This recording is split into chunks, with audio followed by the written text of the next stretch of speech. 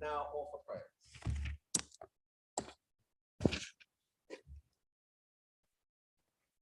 I begin with a short reading from the book of Psalms,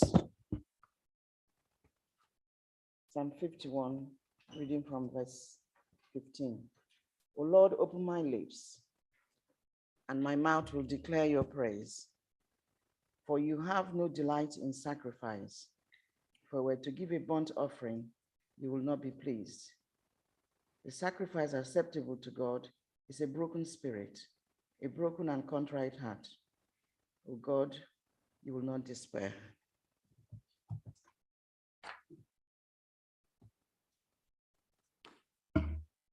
For Christians, today is Ash Wednesday. It marks the beginning of Lent, which lasts for 40 days, ending at Easter.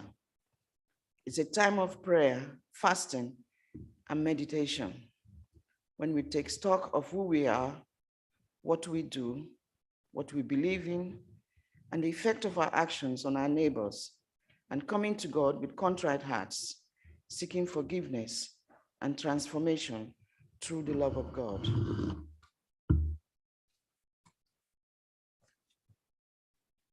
Let us pray.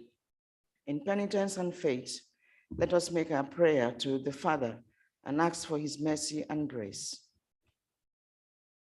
Now we take a moment to remember the government and people of Ukraine and all who suffer.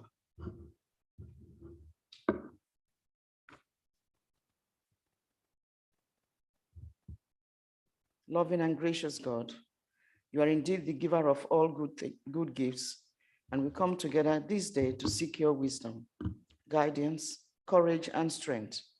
Be with us in our deliberations in this chamber, and help us to be wise in the decisions we make for the borough of Merton and for the good of all those who have placed their trust and confidence in our leadership. Give us insight to lead with integrity, that our decisions may reflect what is right and good, and keep us from short-sightedness. Help us to make decisions that strive to be for the good of all, while guarding us from blind self-interest, and grant us the humility to always seek you in all we do or say. All glory be to you, loving God, now and forever. Amen.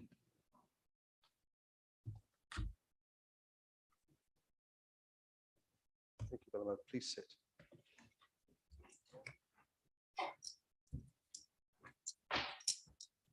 Welcome to this budget meeting of the Council. Before we start, it would not be right to miss an opportunity to talk about the situation that's just been referred to in Ukraine. You'll notice, those of you who came into the front of the building, that there are lights shining on the front, highlighting the Ukrainian flag colours. We have a flag.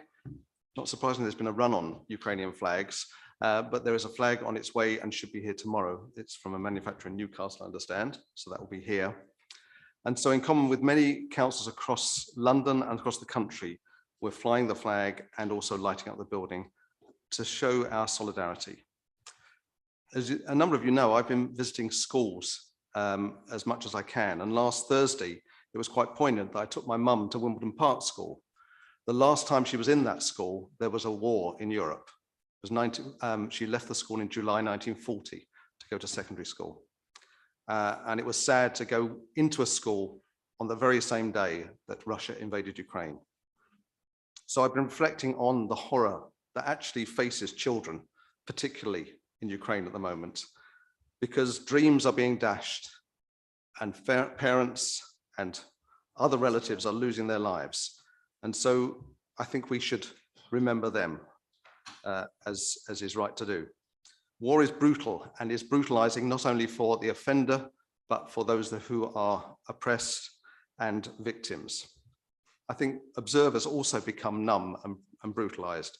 So what I think we all should be doing is standing together and standing for compassion over brutality and unfairness, and standing for hope over despair. And I think that's what should be in our hearts. And I hope that I speak for all people in the council chamber here and also for Merton to say that we stand by anyone who is suffering as a result of what's going on in Ukraine. Thank you. To move on to the more, in some ways, mundane business, but still important business of the council meeting. Please note that this meeting is being filmed for publication on the council's website and YouTube channel. Therefore, if you are participating in the meeting, you are consenting to being recorded and to the use of those recordings for broadcasting. If you have any queries regarding this, please speak to one of the officers present. There are no fire drills scheduled for this evening, so if the fire alarm sounds, we'll leave the building immediately by the nearest available exit. And if you're unable to use the stairs, a member of staff will assist you. The meeting will reconvene if it's safe to do so, otherwise it will stand adjourned. Members, if you are speaking, the traffic light system will be a timer, and it will be on the screen as well, and it will indicate when you have 1 minute remaining. Your microphones will be operated for you within the chamber. Members attending online, please operate your own microphones. There will be one or two, I've spoken to the leaders of the groups, there will be 1 or 2 members who may speak for slightly longer than their 2 minutes. So if that's the case, I'll indicate before they speak. So when the red light comes on, there's no need to call for them to stop speaking. It's been with agreement of the group leaders and myself. And that's a mark of respect for those who are standing down after many years of service on the council. Are there any apologies for absence? Councillor Draper. There are indeed, Chair. The apologies from Marcy Skeet, Mary Curtin and David Chum. Thank you, Mr. Mayor. Councillor Barlow. No apologies, Mr. Mayor. Councillor McGrath. And Councillor Southgate. Right, okay, thank you. Declarations of pecuniary interests, are there any?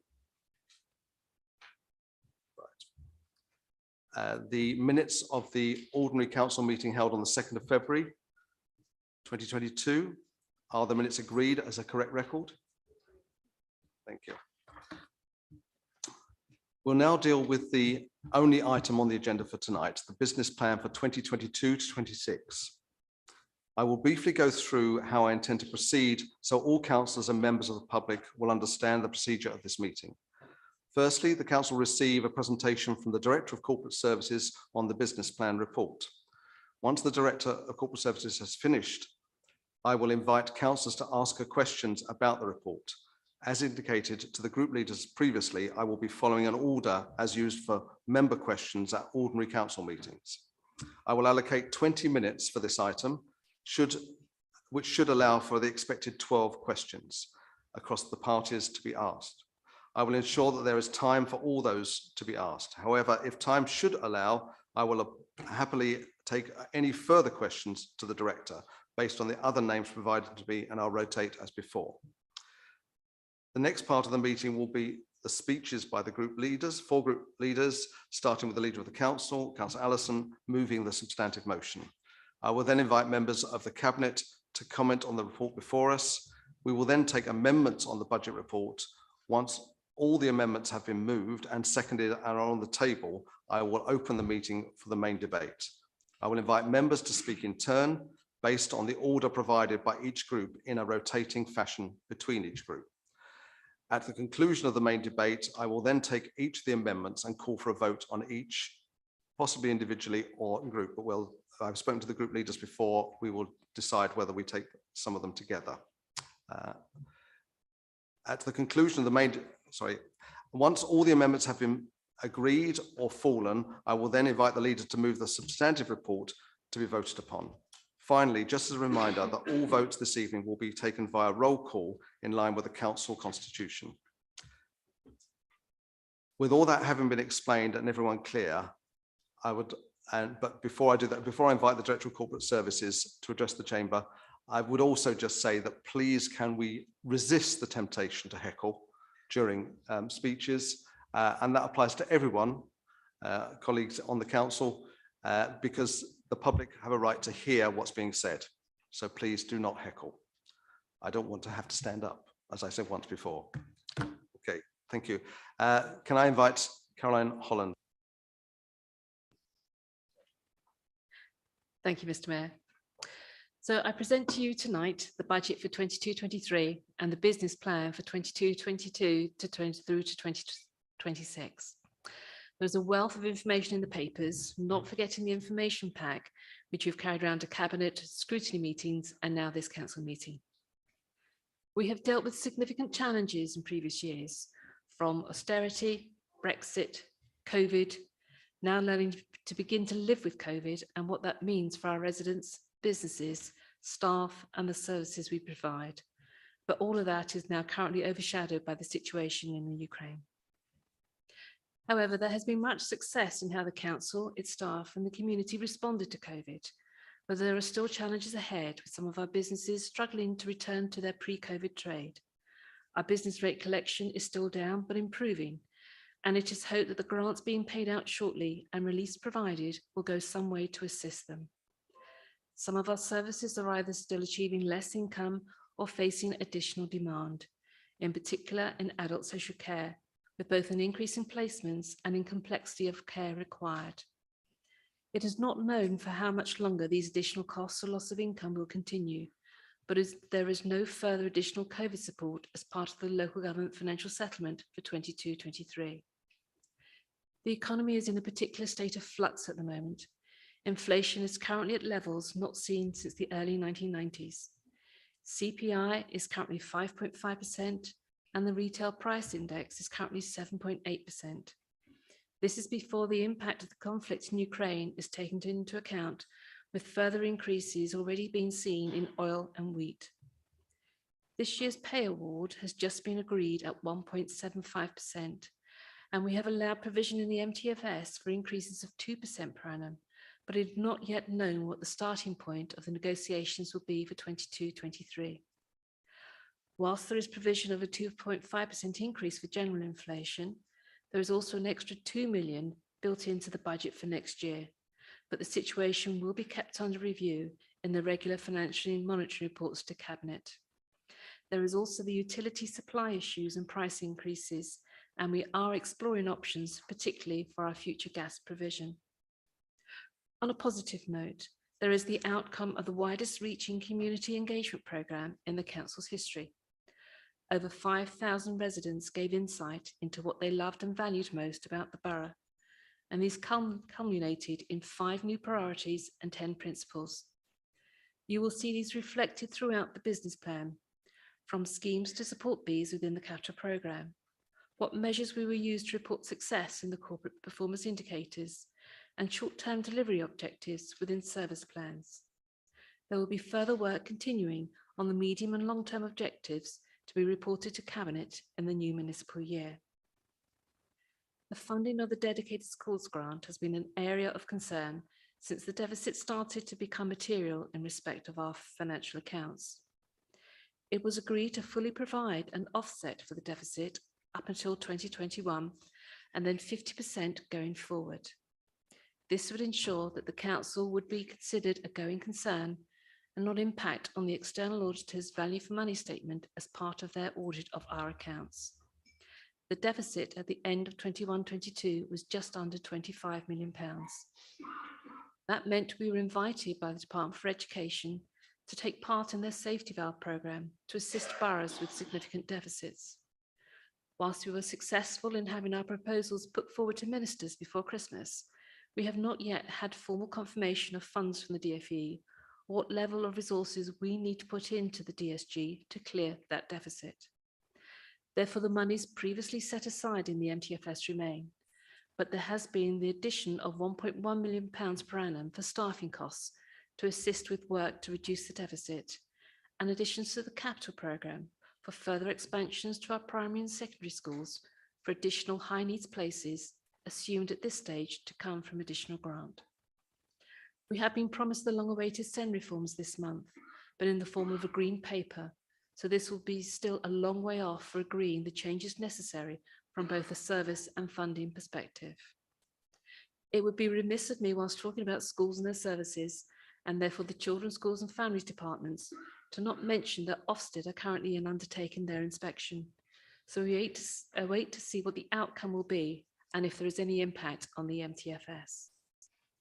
The latest local government settlement, whilst more generous than previous years, was still only a one-year settlement.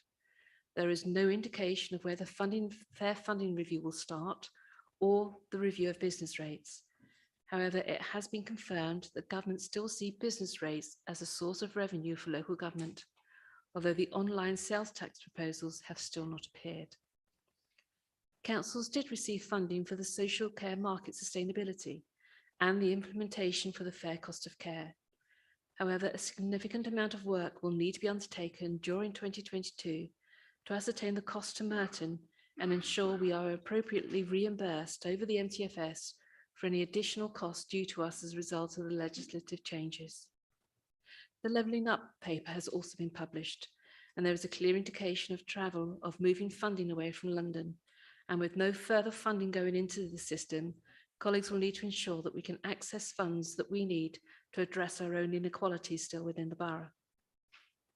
So the papers in front of you tonight have the revised corporate indicators, highlighting what we see as important for the council to monitor, picking up the new Merton 2030 priorities. It has our revised risk management strategy, where our approach is informed but cautious, but recognise that higher levels of risk may be needed to support innovation. The procurement strategy sets out the major procurement exercises for the next year, including our school cleaning and the combined heat and power plant for the Civic Centre. For those eagle-eyed amongst you, there is an addition to the papers from those presented to Cabinet. Recommendation 2 and Appendix 11 asks that we follow the public sector auditors process to appoint our new external auditors. This was approved virtually by the Standards and General Purposes Committee. Recommendation 3 has also been added to ensure that those households currently in receipt of the Council Tax Support Scheme benefit are not disadvantaged if they receive the £150 rebate. Officers have been working on the proposals in the medium-term financial strategy from 2019-20. Cabinet members and scrutiny panels have helped shape the services for our residents, visitors and businesses to deliver the services they need, they value, the ones they complain about, and the ones they don't realise we provide. And some services they clearly don't want, but we choose to do so or have a legal responsibility to provide. In considering the budget for 22-23, and with possible reduction or alteration of service provision, members must consider the public sector equality duty under the Equality Act 2010. Council must, when exercising its functions, have due regard to the need to eliminate discrimination, harassment, victimisation and other conduct prohibited by the Equality Act, and to advance equality of opportunity and foster good relations. The budget decision is not the final decision affecting the provision of an element of service, and individual savings proposals are not set in stone. A detailed assessment of the impact of savings proposals will be undertaken if required when specific policies have been formulated. We have a balanced budget for 22-23, a gap in 23-24, but rising up until 25-26 to over 22 million. Future increases in council tax are currently assumed at the maximum level built in to reduce the gap to these levels. We have been able to use the balance in the budget reserve, but the impact of this is expected to be fully utilised in 23-24. Our capital programme sets out the necessary long-term investment in our assets, helping us to respond to those demographic changes referred to earlier, expanding secondary schools and special schools and regenerating our town centres. The use of reserves and balances has been set out and show their use over time, both on a revenue and capital basis. Complicated by the DSG deficit and spending review reserve offset, I have reviewed the level of general fund balances and set out the revised information in the report and review in light of our overall outturn position. Merton has earmarked reserves. These reserves are not available to fund ongoing expenditure requirements, and their current level is not out of kilter with our outer London neighbours. I am your Section 151 officer with overall responsibility for presenting to you to approve a business plan, medium-term financial strategy and a balanced budget. with a proposed adult social care precept of 1% and a 1.99% increase in the core element of the council tax. These stem mainly from legislation enacted from 1972 onwards, but there is older case law in 1906, well before my time, which states that I also have a responsibility to local taxpayers. Therefore, in closing, the report in front of you shows a balanced revenue budget for 22-23, a bandy council tax of £1,704.38, a capital budget of 33 million and 72 million in future years, the medium-term financial strategy, capital and treasury management strategy, along with the prudential indicators, the PSAA appointments and changes to the council tax support system for you to agree tonight. Thank you. Thank you, Caroline. So now on to members' questions to the Director of Corporate Services. And I'll go through them as I said. The first question is Councillor Ward. Can you please ask your question? I need a microphone. I want to move to there. I'll move to there. Yeah, thank you. From the public, or those members sitting at the back, there's a seat there to speak. Thank you very much. Mr. Mayor and Director, at the start of the pandemic, the government urged us, local government, to do whatever it takes to tackle the pandemic, with a promise that we would be reimbursed for that expenditure. What is the gap between the expenditure by the council and the loss of revenue on items like our leisure centres, and what the government has reimbursed us for, and how is that affecting our service delivery and our budget in total? Thank you. So the net cost to the council as at December 2021 is around 7.3 million. So that's a combination of savings which have not been delivered, which we have now written out of the budget, alongside shortfalls in income, particularly parking, and also from our leisure providers. We also experiencing ongoing shortfalls in business rates income, and although last year we were allowed to carry forward the deficits over a 3-year period, this benefit was not carried forward. The government has also made it clear that the local government settlement, there is no additional monies for COVID going forward. Thank you. Councillor Crowe. Thank you, Mr. Mayor. May I just start by thanking the Director of Corporate Services for an excellent presentation and summarisation this evening. My question is this: can you please tell me how much money is set aside in the business plan to deal with the dedicated school grant deficit in 22-23, and how much is forecast to be set aside in the financial years 23-24, 24-25 and 25-26? Thank you. Thank you. So this information is set out in Appendix 7 of the report, but so you don't have to run through all the pages in front of you. The amount set aside in the next financial year is 10.5 million. And then in future years, that rises to 11.6 million, a further 12.7 million, and then a further 13.8 million. Councillor Kenny. Thank you, Mr. Mayor and Director. Thank you for your document. My question is similar but different. A lot of us are very angry about the government's failure to fully fund education for children with special educational needs and disabilities, and that this has led to us once again having to set aside money from the DSG. Can you say how much extra we have had to put aside and explain whether uncertainty about the DSG is affecting the council's ability to prepare for the future? Thank you.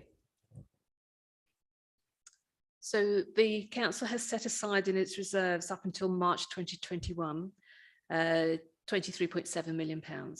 And over the current year and up until 26-27, which is when the end of a potential agreement with the DfE may come into play, a further £78 million. Monies are having to be set aside to offset the deficit to ensure that we are considered to be a going concern, not bankrupt, and to also make sure that the value for money assessment by the external auditor is deemed to be good. These monies could have been spent on other services or to fund the revenue costs of future investment.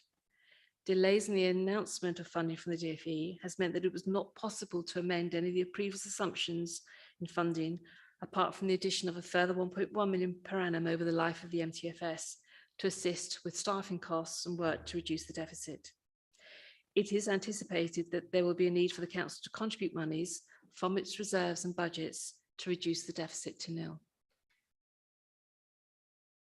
Councillor McGrath.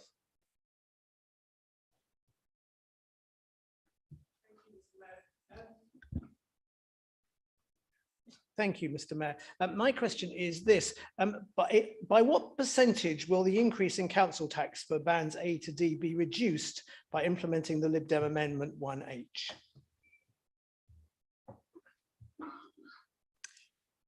So on the Merton element of council tax, if there is the rebate, then there will be clearly the bigger reduction for those households in band A of up to 30%, and then decreasing to 26, 22 and 20% for the bands at A to D appropriately.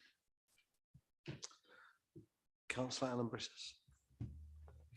Thank you to the director for that summation, excellent summation of 643 pages, very, very helpful. Mr. Mayor, my question to our director is in two parts. How many people in Merton is the council supporting through the council tax support scheme? And can she tell us how many other councils out of the 343 in England have kept the same generous council tax support scheme in place since funding was reduced for these 10 years ago, and as we have done in Merton? And in addition, how will we ensure that those people who receive this council tax support also receive the benefit that people are being given by the government in an effort to counteract the impact that rising fuel prices will have on families? Thank you. Thank you. So we currently have over 11,000 households being supported through the council tax support scheme. Unfortunately, it's very difficult to get the number of councils that have kept the same scheme. However, there are at least 3 other boroughs in London that have done so. And as you will see, there is the recommendation 3 in the report in front of you tonight, so that we can amend the scheme that was agreed in the November Cabinet and Council to ensure that households do not lose out if they receive that energy rebate. Councillor Southgate. Thank you, Mr. Mayor. Another question on the DSG deficit, but I'm not quite sure I've had this figure. The cumulative, your forecast for the cumulative deficit at the end of this current year, 21-22, and whether you can add anything at all on the progress with negotiations. Tell us perhaps when you hope to see those concluded and an answer for us. So based on the latest deficit forecast at month 9, so reported to Cabinet last month, the total deficit on the DSG is 37.9 million. And then, as I refer to, our officers submitted the proposals to the DfE in early December, and the DfE indicated that there would be a decision in mid-January. We are clearly still waiting to hear what the outcome of that will be, and also what funding and over what time frame the support will be available, and therefore what resources that we need to put into the DSG to clear that deficit. So we had been told that if successful, there would be a payment in March. So clearly we're now 2 days in. So we are following up to see what still needs to be done to get the agreement in place and those monies received. Councillor Latif. Thank you, Mr. Mayor, and thank you, Madam Director, for your presentation. Madam Director, please can you tell me where the money to fund the DSG deficit has come from? Thank you. So I suppose those of you who may have been here a bit longer will have seen previously that the MTFS was practically balanced over the 4-year period. However, during the budget process for the MTFS for 2021, we started to look at the size of the deficit on the DSG and therefore the monies that we needed to set aside to offset that. So at that point, growth was built into the budget to be able to do that, requiring the delivery of further savings in order to have that balanced budget. Councillor Quilliam.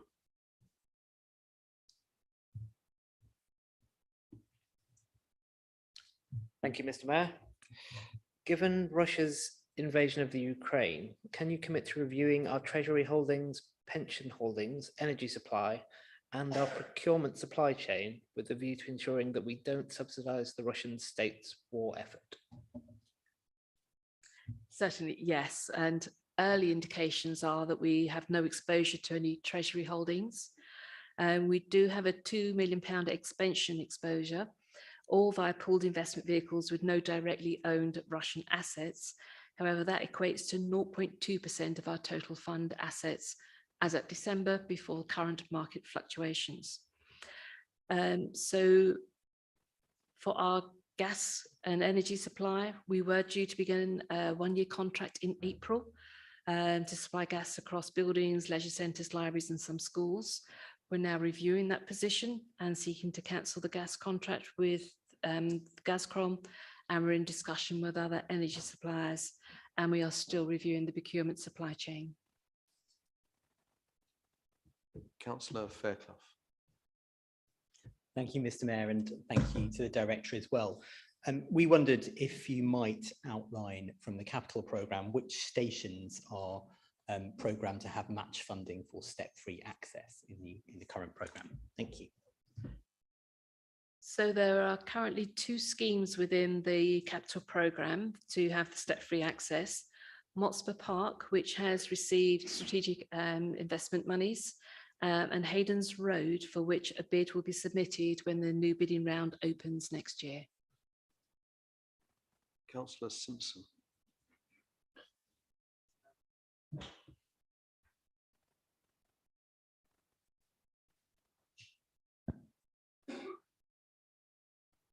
Right, thank you, Mr. Mayor, and apologies for the slight delay there. And for the opportunity of asking a question. This is my last meeting as an elected representative in this authority. Madam Director, given all the rhetoric we've heard over the years from this administration concerning the development of a new hospital, can you please tell me how much money has been set aside to cover any campaign and legal costs to prevent the NHS progressing their excellent proposals to invest 500 million or £500 million in our local National Health Service delivery? So I can confirm that no monies have been set aside for any campaign or legal costs within the current MTFS. Councillor Cowper.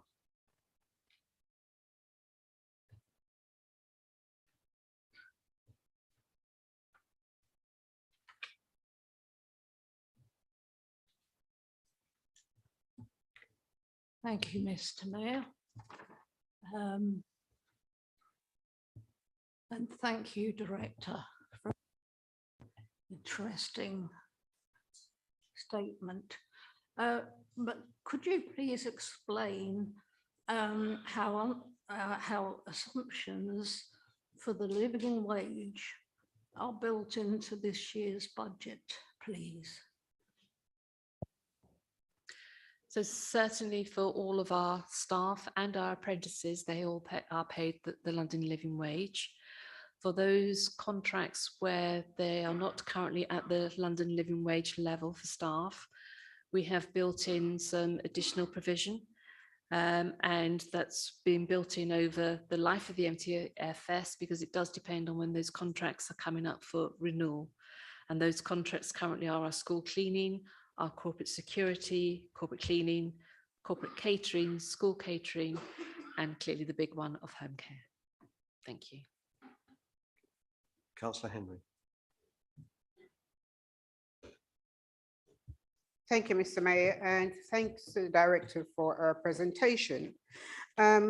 Support for local businesses is at the heart of Merton's recovery from the COVID pandemic. Can you please give us the details of the last round of support for businesses across the borough? How much and how decisions have been made about their distribution? So the COVID Additional Relief Fund of just under 5 million is available to businesses that have not received any support so far. This scheme was agreed at Cabinet last month, and the level of grant will be based on the rateable value of successful applicants, as the relief has to be applied for as part of the conditions that the government has set out. So it is dependent. We've put sort of social media, other press statements out to encourage people to apply, and potentially anyone watching this can also make sure that they can apply as well. But the grant will be in the form of a relief rather than an actual physical payment to those businesses. There is also the Omicron Hospitality and Leisure Grant, totaling just under £500,000, for which applications close on the 18th of March. The amounts granted for the successful applicants will range from £500 for businesses run from home and for taxi drivers, up to £6,000 for those businesses with a rateable value of over £51,000 and £1,000. Thank you. I have no other councillors listed to speak and ask questions. So I propose that we now move on to the leader's speech. Councillor Allison, Leader of the Council, you have 10 minutes to move the business plan report and to present your speech on the report. Thank you, Mr. Mayor. Before I begin, I extend our sincere thoughts as a council to the people of Ukraine. This invasion by a cowardly dictator is obscene. We want to see tough sanctions against Putin and his network of oligarchs. In particular, today, I am calling on the government to help councils like ours who want to do more. When we procured our energy contract, the only lawful bid was from Gazprom, and we had to accept it. I am determined to break that contract. But the government treats Gazprom as a British company, despite its obvious connection to Russia. So I want to take this opportunity to urge the government to blacklist Gazprom, or at least allow us to. I'm also calling for government help for government to help pension funds divest. Merton's the pension committee, not me, and is constrained by pension law, has only a small investment in Russian firms, less than 0.25%. But small is still too much. The government should change rules to allow funds to divest. I want to reassure our residents Merton will play our part in support of Ukraine. We are backing groups like the Polish Family Association and the Don's Local Action Group, and so many Merton residents who've shown they stand side by side with Ukraine.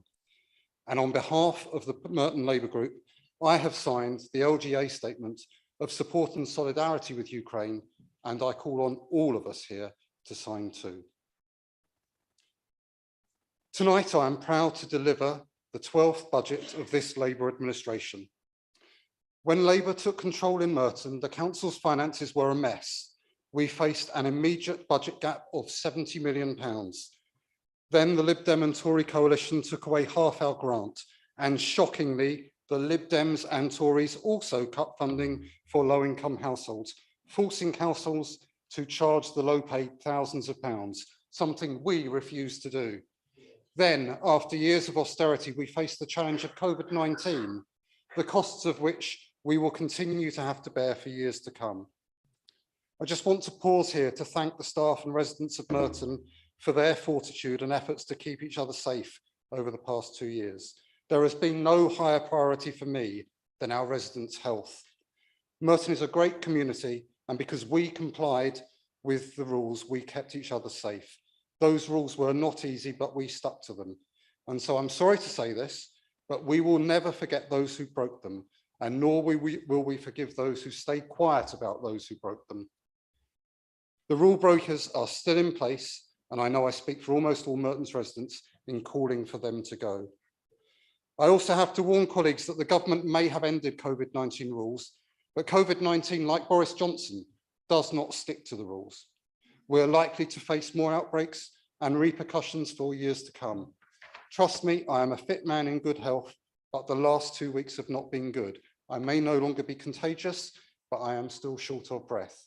So for the sake of the many people in our community who are not in good health, we need to continue to take care. In particular, the health emergency has shown it would be wrong to close our nearest accident emergency. Downgrading St Helier will only widen inequalities. Here in Merton, COVID-19 has changed most people's lives. We're spending more time locally, working from home, using local parks and open spaces, shopping in our town centres. And of course, the government's cost of living crisis has hit residents hard.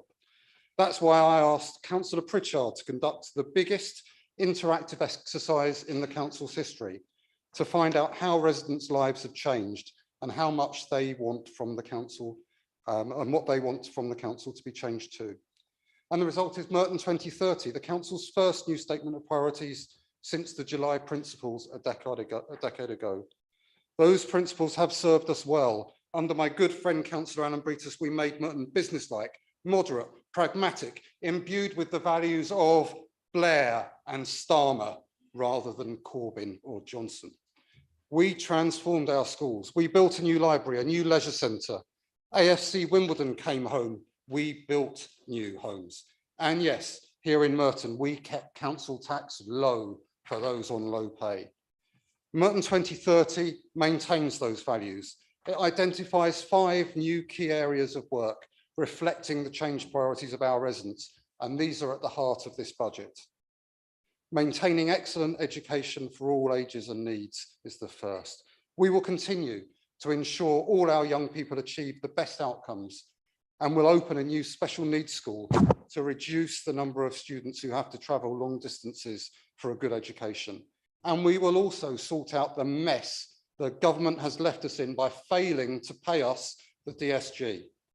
Second, we will promote a dynamic and inclusive economy. We'll continue to back businesses that support our community and help make our town centres and high streets the focus of our borough.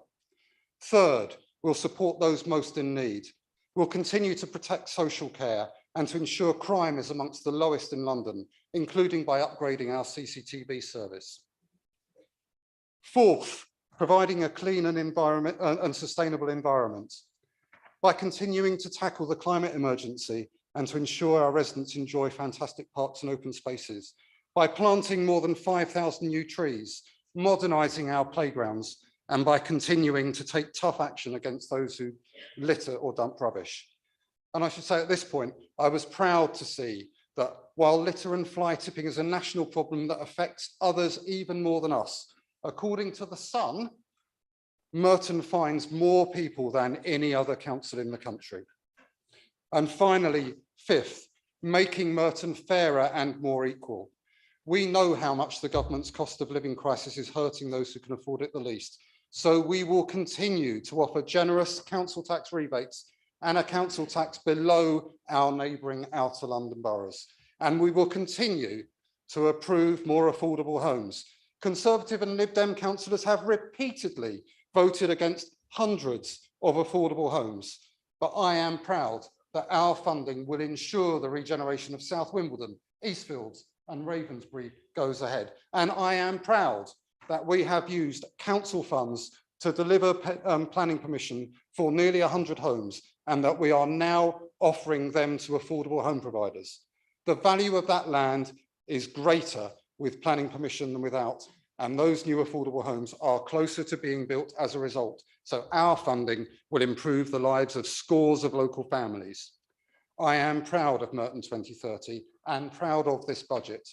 I pay tribute to our amazing staff and officers for putting them together. Thank you to Caroline Holland and her team.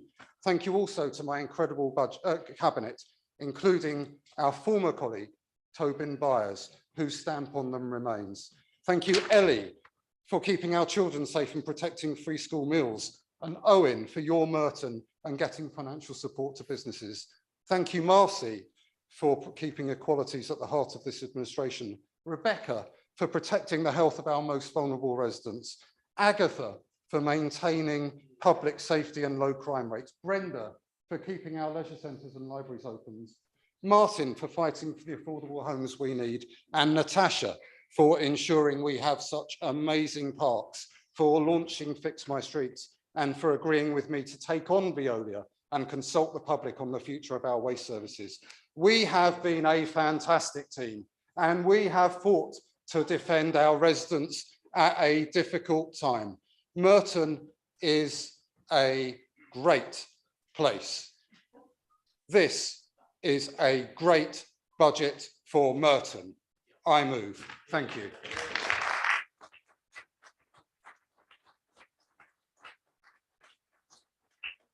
Thank you. The business plan report has been seconded by Councillor Pritchard, who I believe is reserving your right to speak. Would you like to confirm that you're seconding? Right. Okay. Councillor McLean, you have 9 minutes to speak. Thank you, Mr. Mayor.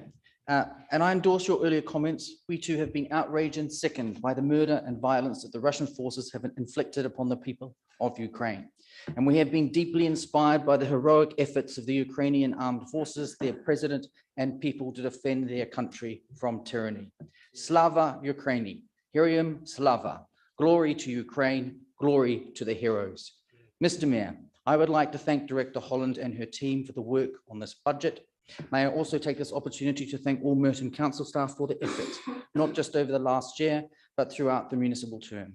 And of course to the Merton residents who have shown such great fortitude throughout the pandemic. Mr. Mayor, our budget amendment sets the direction for the first years of a Conservative administration, a vision that will build Merton back better from the pandemic and support those in our community who have been let down most by Labour. My colleagues will speak further to our amendment. However, I would like to highlight our Community and High Street Safety Recovery Fund that will lead the revival of our high streets and protect our environment. And also our Youth and Children Recovery Fund, which brings a sharp focus onto the lives of young people in Merton, reversing the damaging and unnecessary cuts to Little Leagues, Merton Music Foundation, and Dean City Farm. A commitment that includes youth clubs, children's playgrounds, much like the much needed improvements at Joseph Hood Rec in the Cannon Hill ward, and children's sporting organisations across the borough. A multi-year funding package, not a one-off sticking plaster like other groups' funding suggestions. Mr. Mayor, all successful administrations are alike, but all unsuccessful ones fail in their own particular way. Successful administrations explain their objectives, adopt policies they can achieve, recruit skilled people to deliver them, and connect with the instincts and wishes of their voters. And that's the administration I will lead. Unsuccessful administrations fail to do some or all of these things. As a result, they lose the confidence of the electorate long before they actually lose office. And that describes the Merton Labour administration today. An administration led by a leader with a strong grip on the wrong end of the stick. And then there is the Merton 2030 strategy, which is as much a mission of failure as it is a vision for the future. Let's look at some of the guiding principles. Engage, involve, and communicate with our community. An admission they do not listen. Or ensuring financial stability and value for money. Should this not have been a guiding principle for the last 12 years? And the Your Merton survey, Labour ever so pleased with themselves as they asked the residents what they want for their borough. The answer, value for money, clean streets, vibrant town centres, a sense of community. The question we must ask, how did Labour not know this? After all, the Conservative group have been telling them for years. And now they expect Merton residents to just accept their years of failure. The filthy roads, the high streets in decline, poor street and park lighting, dangerous pavements, a shambolic planning department with damaging policy, council tax going up, but services not getting any better. As ever, pay more, get less under Labour. And Merton residents don't have to look far to see what an efficiently run council looks like. Well-managed finances, better services, lower council tax. That's 44 years of Conservative Wandsworth. What a stark contrast to decades of Labour-run Merton. £2.1 million spent on a development company that never laid a brick, let alone build a single home. £37 million deficit created in the dedicated school grants because they weren't prepared to take the tough decisions. £72 million put at risk because they failed to negotiate a robust contract with Clarion to protect Merton taxpayers. £111 million wasted, mismanaged, or put at risk. More than an entire year's council tax. Money that could have been spent on better services or reducing the council tax burden on Merton residents. Money, but instead they remain fixated with trying to block £500 million investment into our local healthcare provision. And to be clear, as the council leader seems very confused, the decision to go for 3 hospital model was taken by the NHS. The Conservative government is providing the funding, investment that will see the right care in the right place at the right time. A decision taken by clinical experts, not politicians walking up and down a road waving a placard. Mr. Mayor, the borough faces challenges, not least around climate. Technology, innovation, and enterprise are already leading the way in reducing carbon emissions. The question for us is what steps the council can play in a supporting role to ensure these new enterprises, technologies, and markets are able to develop, creating new jobs, new wealth, and critically supporting a just transition for our local economy. As Conservatives, we take the world as we find it, not as we might wish it to be. It's easy to declare a climate emergency and run around waving your hands in the air, shouting we're all doomed, as so many in this chamber do. Net zero cannot mean shrinking economies and increased poverty. No country or population will tolerate being made poorer. What we need to do is prioritize unlocking the climate opportunity. The economic and social opportunity this affords is immense, and we must ensure that we create a nimble framework to attract these businesses to our borough. But what is quite clear is that a lazy tax and ban strategy that is favoured by Merton Labour is a road to nowhere. And that is why the attack on motorists that Labour, supported by the Liberal Democrats, is so ill-judged. As we saw at February Council, Labour support the Mayor of London's latest road pricing proposals, a daily levy of £2 imposing an annual bill of more than £700, an extension of the ULIDs into Merton, a daily £12.50 charge that is a tax on the poorest of society, and a daily boundary charge of £5.50 on drivers who do not live in London, a tax that will hit our key workers and damage our high streets. Their anti-car crusade based on a flawed assumption that driving is somehow a luxury. For most people, in fact, the opposite is true. Does Labour or the Lib Dems really think a plumber can jump on a bike or cart his tools across the capital on the tube instead? Hammering ordinary people in Merton as we get back onto our feet is regressive and an act of profound harm. Mr. Mayor. Can I just hold you for one moment, please?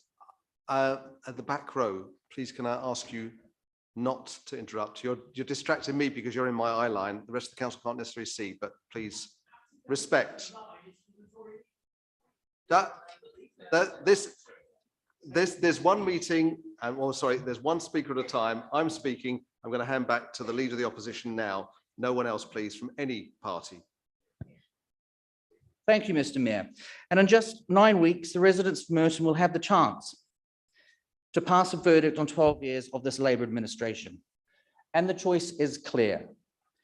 4 more years of a Labour administration that does not listen, or a Conservative administration that has been demanding for years the very things that matter most to Merton residents: better services. 4 more years of a heavy-handed Labour administration who revels in telling people how to live their lives, or a Conservative administration that will focus on freeing residents to make their own choices, with a relentless focus on making their lives easier. 4 more years of a Labour administration that has failed to bring the borough together, instead championing the woke identity politics of division that have failed to bridge the gap. Or a Conservative administration that believes bringing people together means creating an environment for everyone to flourish, creating a borough-wide identity. 4 more years of Labour promising town centre regeneration and failing. Or a Conservative administration that delivers modern regeneration, improves our high street, and ends the high-rise vandalisation of Wimbledon's skyline. 4 more years of Labour's anti-car agenda, or a Conservative administration who understands that for the majority, driving is a necessity, whether it's for getting around or going to work. 4 more years of Labour talking about value for money, or a Conservative administration that delivers value for money? 4 more years of broken promises, or a Conservative administration that gets things done?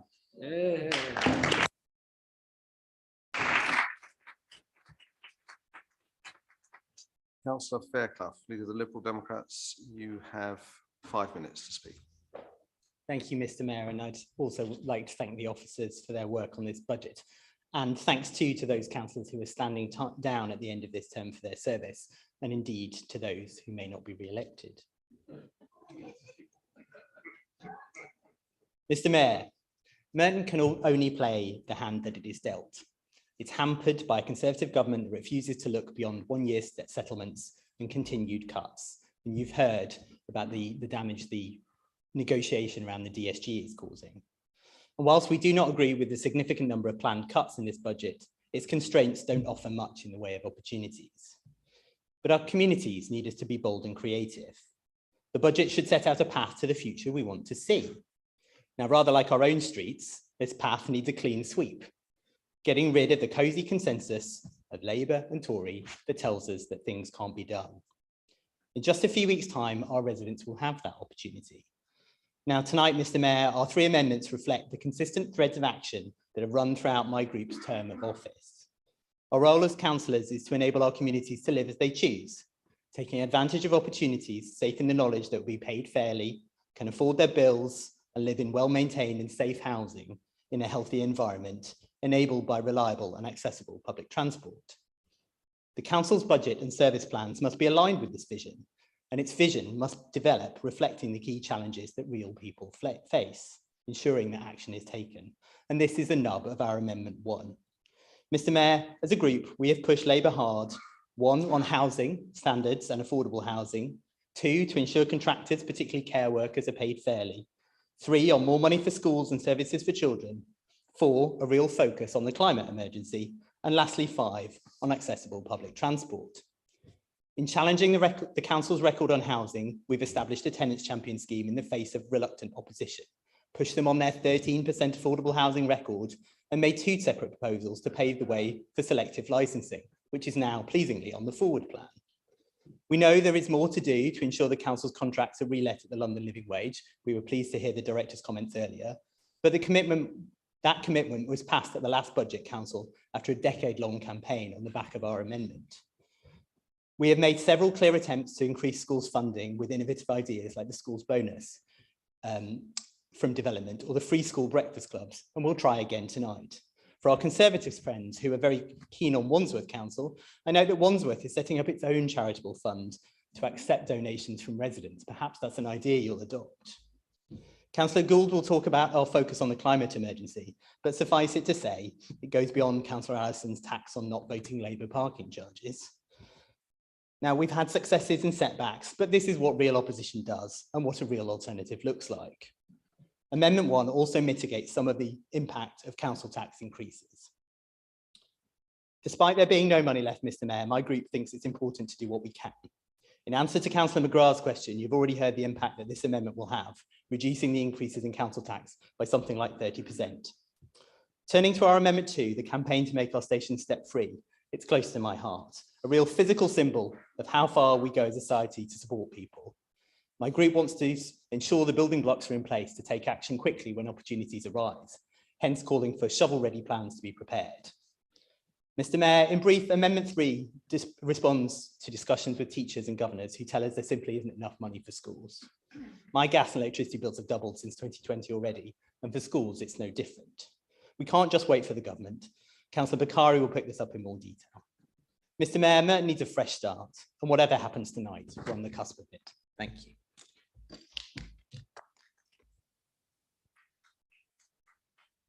Councillor Southgate, Leader of the Merton Park Ward residents, you have 3 minutes, and I will offer some discretion at the end of 3 minutes if you want to go a bit further as you're standing down. Well, yes, thank you, Mr. Mayor, for the opportunity to comment on the budget. If I look at the bigger picture, Merton will benefit from a 6.3% increase in its core spending power next year, and only 3% of that will come from an increase in council tax on our residents. So that's actually a more generous settlement than we've received for many years. And after 10 years of austerity, it might mean we can afford to breathe just a little more easily, financially speaking. And as we've heard from the director, the prospect of a settlement of the DSG deficit would indeed be transformational for us. So the opportunity is there to progress plans for your Merton over the lives of the next two councils through to 2030. But before we run too far ahead with exciting regeneration proposals, let me urge a degree of caution. The most recent resident survey, and that's actually field work in April, May of last year, showed that residents' opinions of the council have deteriorated significantly since the previous survey in 2019. The number who think the council provides value for money is down 16% to 40%. Those who are satisfied with the way the council runs things is down 9% to 61%. And those who believe the council responds quickly when asked for help, that's down 9% too. Now, I have to say, this does stack up with our own personal experience as ward councillors. My inbox, I'm sorry to say, is full of emails from residents complaining they just don't get an answer when they contact the council, or the problem they're reporting doesn't get fixed. So we have some way to go to get these basic housekeeping issues right if we're to rebuild confidence in the council as an efficient provider of services. And after the pandemic, our residents are hardly in a confident frame of mind. 20% tell us that they felt anxious yesterday. That's actually up from 8% 2 years before. Conversely, the proportion who felt happy yesterday is down from 43 to 35%. They're less likely to say they feel satisfied with their lives. That's down from 44 to 26%, or even to feel that the things they do in their lives are worthwhile. That's down too from 49 to 38%. So what I'm saying here really is, let's not underestimate how long-lasting the effects of the pandemic may prove to be, mentally as well as physically. If we rebuild the council right, we can help people rebuild their lives.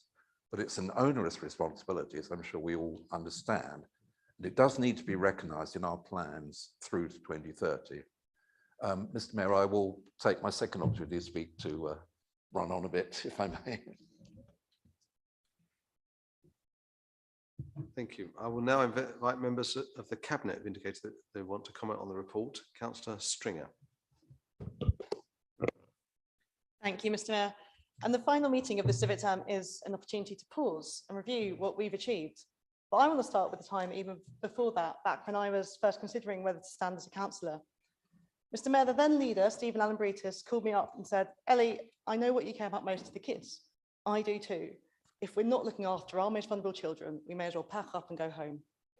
So, well, Mr. Mayor, I'm proud to be standing here 5 years later, speaking in support of a budget that still prioritises children and families.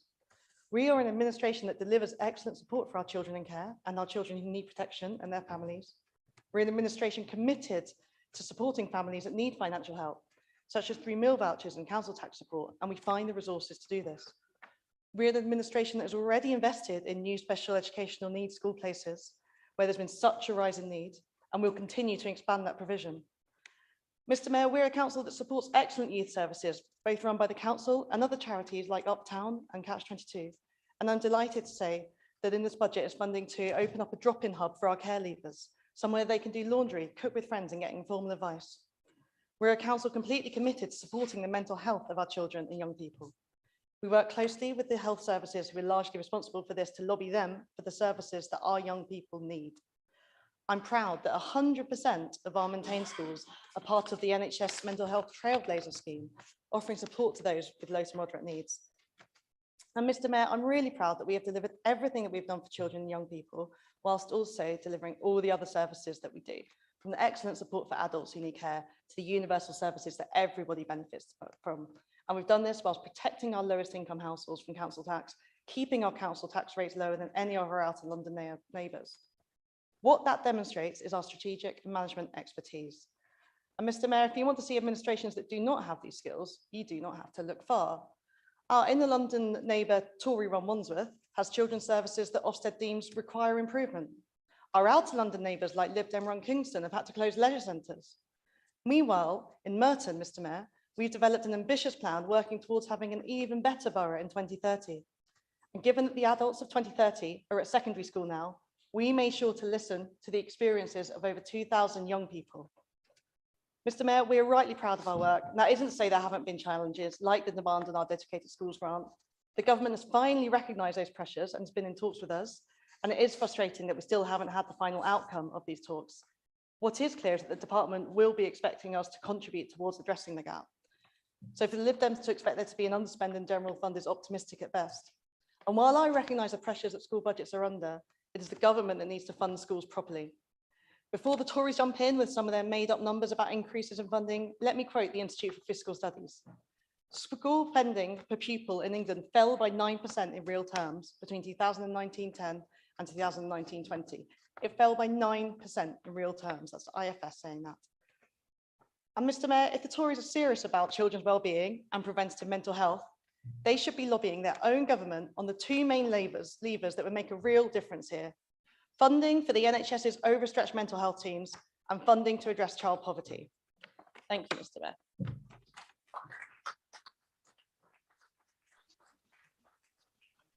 I understand Councillor Skeet is going to join us. Thank you, Mr. Mayor. Every year we have to make savings in Merton because of the loss in government funding for more than a decade now. And added to that, now we have the cost of COVID. We have to do what we can to make sure services for the vulnerable people are protected and that we can continue to provide the best possible quality of life for everyone living in the borough. Every year, I'm amazed by the work the officers do in putting together a budget that is balanced and fair. And fairness is what is most important to me. Putting together a budget is not just about spreadsheets of numbers and making sure that numbers add up.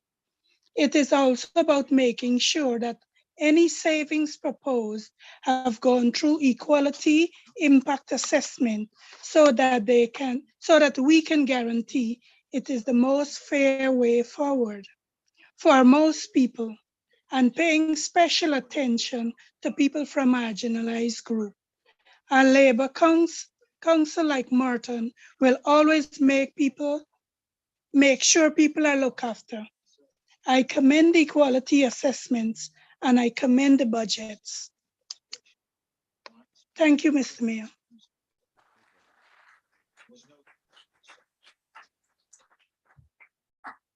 Thank you. That concludes all the speeches up to the amendments, which are now going to be taken in turn. Councillor McLean, please will you formally move? I formally the oppose, budget amendment? Mr. Mayor. The amendment, I understand, has been seconded by Councillor Adam Bush, and you wish to speak now. I do. Thank you, Mr. Mayor. Thank you, Mr. Mayor. Tonight, our amendment is the beginning of our plan for a better and brighter Merton. The Community and High Street and Youth and Children Recovery Fund gives us the opportunity to make vital improvements to the borough and improve the lives of Merton residents. The Community and High Street Recovery Fund allows us to improve park lighting to protect residents at night, clean our air by building green walls and city trees, and to undertake new town centre planting. The Youth and Children Recovery Fund allows us as a council to repair the damages of Merton Labour's mismanagement and increase funding for organisations that help children and young people. We can fund the Dean City Farm. We can fund Little Leaks, youth centres and children's sports programmes that were always vital and ever more necessary following the pandemic. We will increase the support for apprenticeships and give Merton's young people the support they need into the world of work. Mr. Mayor, this administration likes to often talk about a net expenditure of 167 million, and yet they say they are short of cash. But in fact, this council spends close to 550 million pounds, yes, 550 million pounds per annum The truth is, Mr. Mayor, Labour's problems isn't a shortage of cash, but a shortage of business-like ideas. The creation and closure of Marantam Developments Limited is a great example of Labour's financial incompetence. £2.1 million spent and not a single home built. The overspending of the dedicated schools grant and the suspension of a 5% sales clawback in respect of the Clarion Estate regeneration programs are at a cost of tens of millions of pounds, whilst residents are left in filthy and damp accommodation.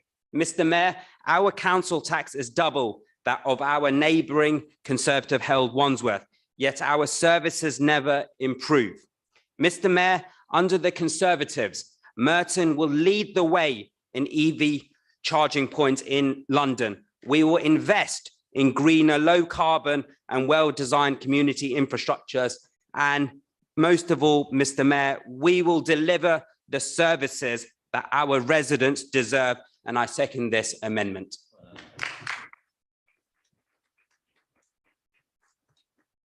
Councillor Fairclough, please formally move Liberal Democrat Amendment 1.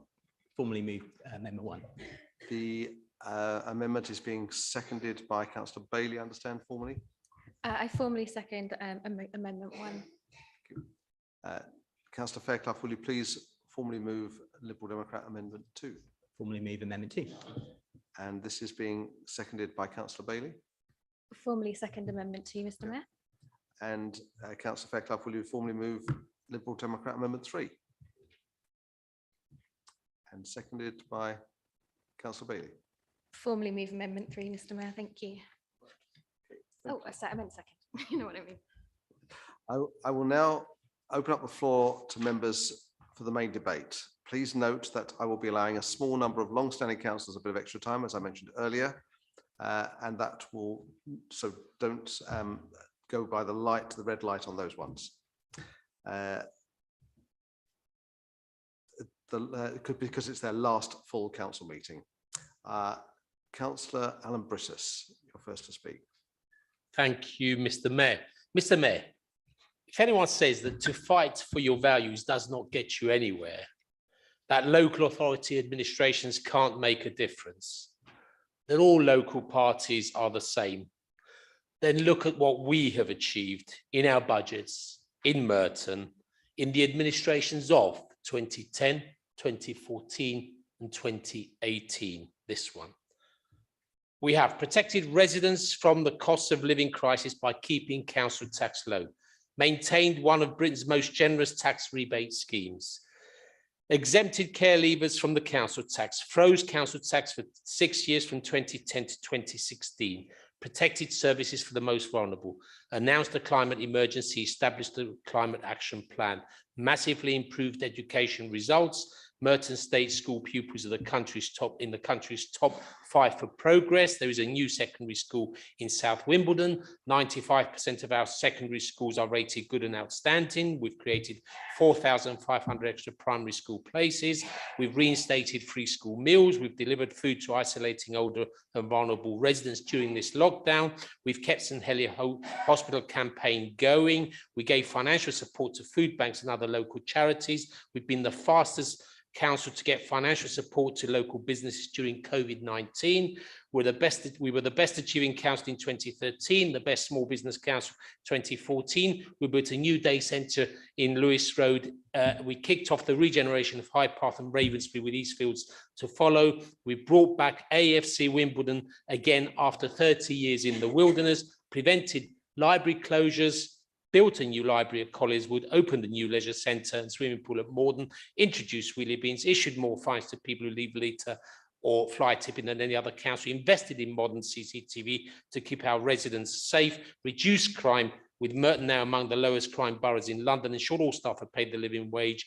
Mr. Mayor, that's the Merton we have been building. Mr. Mayor, that's the change we choose, and that's the values we will play by when we form the next administration and implement Merton 2030. Thank you, Mr. Mayor.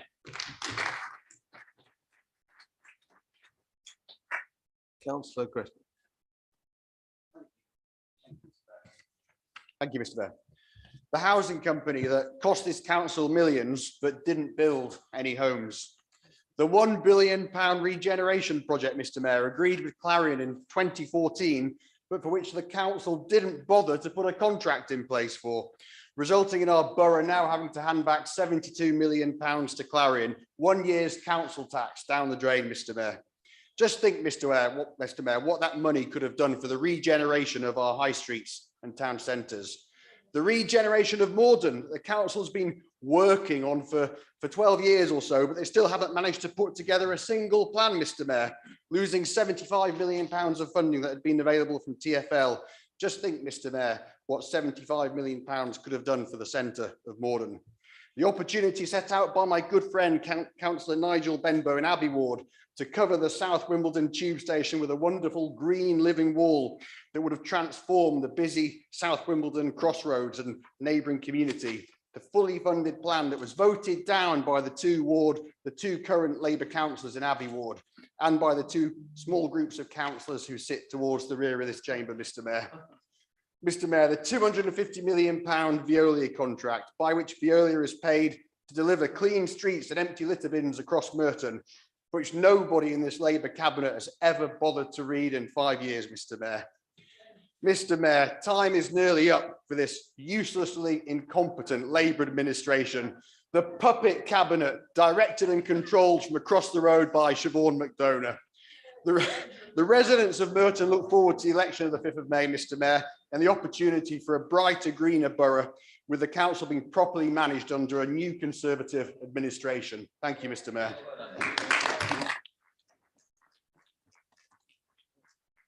We've done pretty well so far in terms of the chatter, but so let's keep to the theme. Councillor Lanning. Thank you, Mr. Mayor. Mr. Mayor, I've been reflecting on how to use my last speech in this chamber. Whether I reflect on this administration's commitment shown in tonight's budget to stand strong in the face of austerity, of cuts of more than 50% to local government finances, of increased demand on public services, and to still do whatever it takes to deliver on our values. Mr. Mayor, this is a budget that masks a story of difficult decisions that have attracted opposition from corners of this chamber to corners of our community. The decisions we've taken because we're an administration that is committed to protecting the most vulnerable, especially at a time when they're facing hikes in energy prices, national insurance, and cuts to universal credit. Mr. Mayor, I'm talking about decisions like providing some of the most vulnerable children with a safe space, like low traffic neighbourhoods and school streets to make our air cleaner and roads safer. Because, Mr. Mayor, politics is about choices, but increasingly it is about sides. The past 4 years have been some of the most divisive and isolating of my life and the lives of those we represent. From Brexit and COVID to Afghanistan and the Capitol riots, new rifts have emerged in society, and there's no escaping it, Mr. Mayor, as it's happening right now, and you can watch it live in the palm of your hands. But Mr. Mayor, for all the division across this chamber, I feel no uncertainty when I say that we are fundamentally united in our fundamental rights. That is why, Mr. Mayor, for me, tonight is not just a symbol of this administration. Tonight represents the right to have a voice and to be heard in this chamber, the right to challenge, and the right of each and every resident in this borough to be represented in the decisions we make tonight. And Mr. Mayor, that includes a right to not wake up to the haunting wail of air raid sirens, a right to stand in front of this local government building and not watch it crumble to pieces, and a right to tell our children quite simply that they are free. Because, Mr. Mayor, it might be a long way from Kharkiv to the English towns where in 2014 and 2017 and 2019, voters clicked on photoshopped images and fake stories where they are all part of the same story. Instead of hope, they promote cynicism. Instead of an open society, they promote xenophobia. And instead of unity, division. So it would be ironic if it weren't so devastating that such a determination to divide us would unite us more strongly and more quickly than ever. But Mr. Mayor, it is in failing to deliver on the promise of democracy that we give it a bad name. So while this budget tonight may feel far removed from an unprovoked attack, it threatens us all. and serves as a reminder that if we want to protect and celebrate our freedoms in this chamber and in this borough, we need to continue to commit to delivering on the promise of democracy for all our residents. Thank you, Mr. Mayor.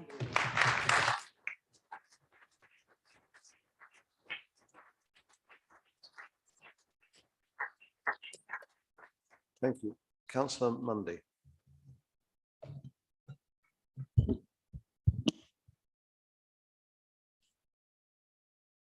Thank you, Mr. Mayor, for the opportunity to speak on this budget. I'd like to thank the leader, Councillor Pritchard, and the Director of Corporate Services and her team for the work leading up to tonight, but also the announcement we have heard earlier this evening regarding Gazprom and a review of the supply chain. It's another example of this administration's values shining through into Merton's policies and contributing to local government doing its bit to pressure President Putin to rethink a war waging just 3,000 miles away in Ukraine. I hope the stance tonight is replicated in council chambers up and down the country, and the government listens to the leaders' call. If not already done so, perhaps opposition leaders can also indicate their support for the action already heard, but also for the need for government to intervene in terms of energy. As the chair of the Sustainable Communities Scrutiny Panel, I want to draw particular attention to and thank publicly those panel members who will be standing down this coming election. So Councillor Draper, Councillor Butler, Councillor Stanford, Councillor Ward, many others across this chamber as well, also standing down. And one in particular I want to thank is Councillor Williams, who, when I approached him to support research I was conducting for my MBA, didn't hesitate to support. Mr. Mayor, through our collective efforts, the scrutiny process has contributed to this 643-page document for you tonight, the 12th successive Labour budget. Unlike Lib Dem amendments or Conservative prostrations about the gap in funding dedicated schools grant, it's not a fairy tale, but a solid non-fiction read, be it a bit technical at times, even for me. It tells the truth of central government decisions to underfund and frustrate our mission to deliver best-in-class services for residents, but a glimmer of hope. Throughout the service plans in this document, there are examples of innovation, of continuously striving for the best service and for large-scale transformations. Particularly want to focus on examples using technology heard and at the last meeting of Sustainable Communities Panel, where we now have the ability to live map traffic on roads, contributing to greater environmental sustainability, where we now have linked up all our council systems to improve waste. And it's just examples of how in the future we'll use technology to strive even more to deal with the challenges the central government face towards us, but also deliver the best services for Merton residents from May onwards. Thank you very much, Mr. Mayor.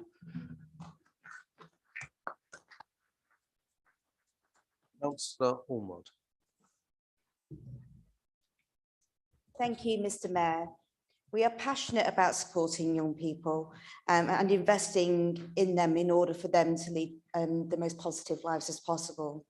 They're at the forefront of our thought process because we want them to thrive, flourish, and realise their future potential. Boredom, dilapidated infrastructure, or poor investment needs to be avoided at all costs. In other words, we are backing our children and young people of Merton and invite further improvements to services for them.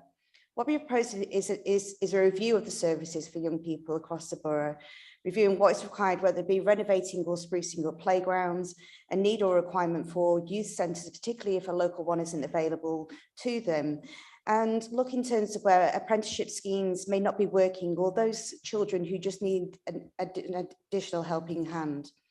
I wouldn't intend this to all be funded from the council purse by any stretch of the imagination, but the idea is to have a wish list or a priority list of services that the residents of the borough would like for our young people, and we would then apply for grants and review partnership ideas in order to make some of these ideas happen.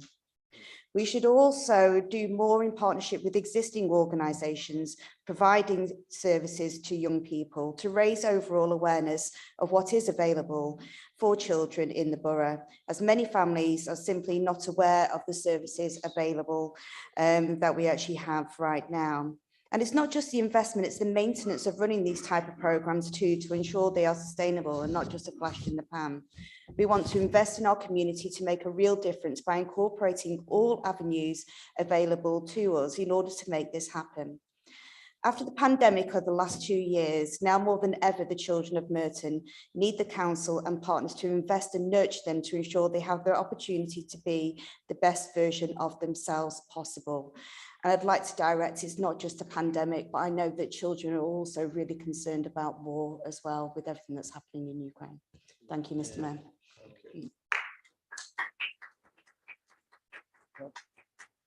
Councillor Fraser. Thank you, Mr. Mayor. And I'd also like to thank Caroline Holland for her really sterling work over the years. I've been here 12 years and I've seen how hard you work. So I really would like to thank you. Without a balanced budget, we would be nowhere. We'd probably be where Croydon is at the moment thinking. Right, so I've only been a few months in my position as Cabinet Member for Culture, Leisure and Skills. Quite complex, but in fact, I'm enjoying every minute of it. I am from a lecturing background plus other things, but that helps me to really understand what is going on. So, Mr. Mayor, I'd like to just tell those who don't know that we have 7 fantastic libraries.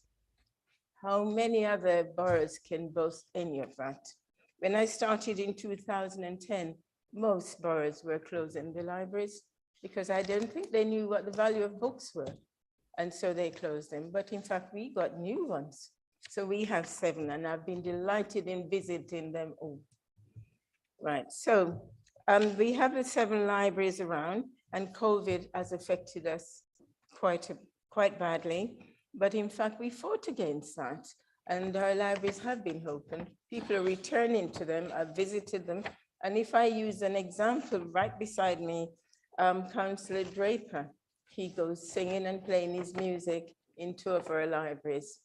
And it is great to see. I had to remember my nursery rhymes when I went to visit.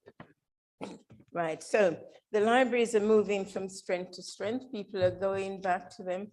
We are putting in a lot of things in there. Some people tell me there isn't anything, but you need to go and visit. You can't make up the story from not being there. Lots of things have taken part in that the children, young, whatever they are, and I know Helly has a lot of those children to contend with sense difficulties, but we have a lot of sensory situations and equipment for them. And time is flying by. Right, so in order to thank the volunteers, because lots of volunteers keep our libraries open, we are doing some events which normally would be the mayor's, but in fact, it's not possible to do it that way because they are on a much smaller scale. I was at West Barnes and Rains Park on Monday, and there are others to follow. There are lots of other changes taking place, and I can't really even tell you them, but they're on the website. So if you go to www.merton/libraries, you will find all of what you need to find. Thank you. Councillor Barlow. Thank you, Mr. Mayor. Mr. Mayor, as opposition councillors, we seek to scrutinise, amend and persuade. But in some cases, the only thing we can advise cabinet members and officers to do is to tear up their plans and start again. This is certainly the case with the council's local plan and future Wimbledon planning document, which is why our amendment says it's time to start again and to end Merton Labour's high-rise concrete vision for Wimbledon. Because we are already seeing the impact of this, with the Labour majority on the planning committee approving an application for a 12-storey office building at St George's House East, despite this breaking the council's own development policies.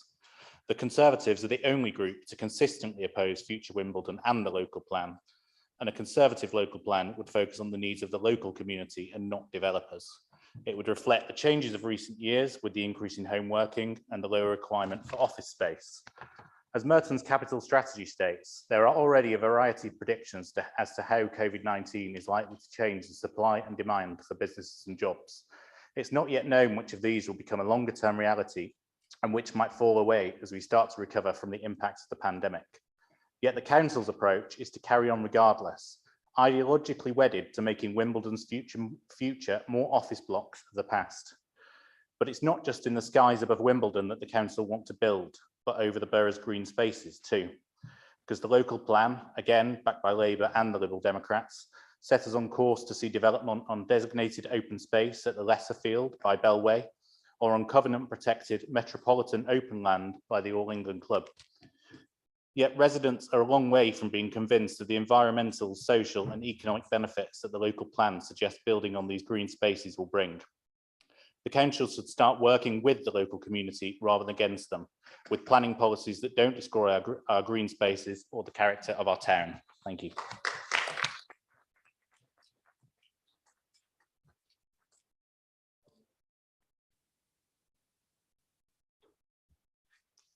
And that I will also be flexible with Councillor Haney's red light if he wishes to go a little bit further. Stand.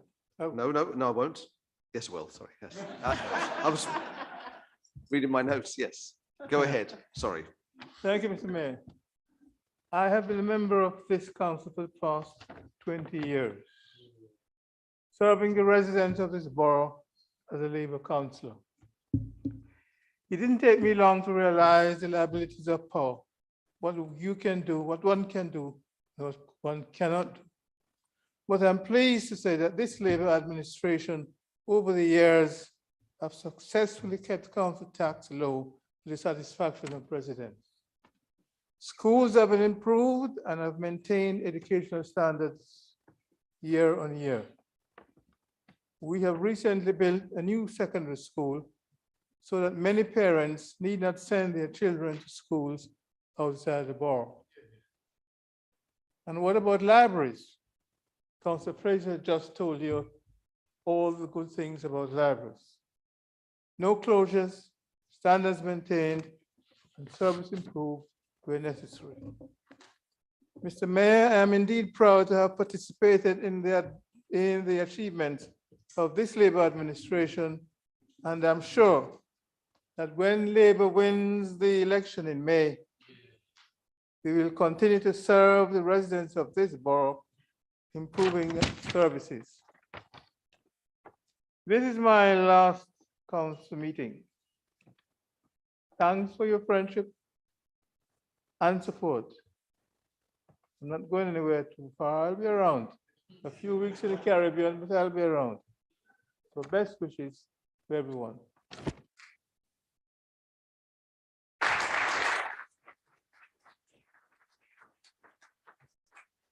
Councillor Bukhari. Just trying to get over the fact that I've been listening to all these lies from the Tories. Anyway, thank you, Mr. Mayor. I don't know if you've ever mentioned this before, but I was a teacher for 20 years. Have I ever said that to you? It's the reason I got involved with politics. Did I ever say that to you? So therefore, I'm really pleased to be talking about the amendment based on the School Energy Bill Support Fund. We know that teachers have worked tirelessly throughout the pandemic to give our children some kind of certainty and structure during some really difficult times. And we need to remember their invaluable contribution and acknowledge the fact that so many of our children and families have suffered. So therefore, we must highlight the fact that education experts from the Education Policy Institute have actually been warning us that the levelling up approach from the government has actually explicitly named 55 investment areas, and none of them are in London. So they are ignoring literally London, and the cost of living here in this city is obviously challenging for teacher retention, and teacher unions last year have been saying that a quarter of our head teachers have been saying that the cuts to the budgets have been incredibly detrimental to our pupils. So therefore, it beggars belief that schools are now facing crippling fuel bills as well, without any support, paying the price of this government's decision to leave COVID-19 mitigation measures to schools during a time of unprecedented rises in heating costs. So this really does matter for our children in Merton. But once again, we in the Lib Dems groups are calling for action by this council to help our children, families and schools. We did ask Councillor Adam Brittis to come good on his promise to keep Little League free. Do you remember that? No, didn't happen. We did ask about free breakfast schemes for families hit by rising costs, didn't happen. We asked for a school bonus scheme, didn't happen. So don't let this be another no. Really want this to happen. Please vote for this amendment. It really will make the difference. Thank you. Order, please, Mr. Mayor. That's now the second councillor from the Liberal Democrats has used the word lie tonight. And with the greatest respect, we will not take a lecture from a councillor who has had to pay £1,000 for smearing other political opponents. Of course, she does Excuse me, have four. point of order. Yes, she Point of does. order. This is not the House of Commons. This is not the House of Commons. Can I deal with the first comments? I would like to, we had the meeting has been conducted in a good temper, I think, and people have respected other people's. I do not wish to hear that word though in the council chamber. We won't get into an argument about it. I've said, and this is my last meeting chairing the meeting, so what I said goes. Mr. Mayor, can there be a completely separate point of order? Right. Mr. Mayor? Just completely separate. I have Councillor Anderson down to speak, and he appears to have been missed from the list to date. Thank you for pointing that out. I will. I've got a point that I'm going to slot him in further down. Okay. So can I progress with Councillor Butler?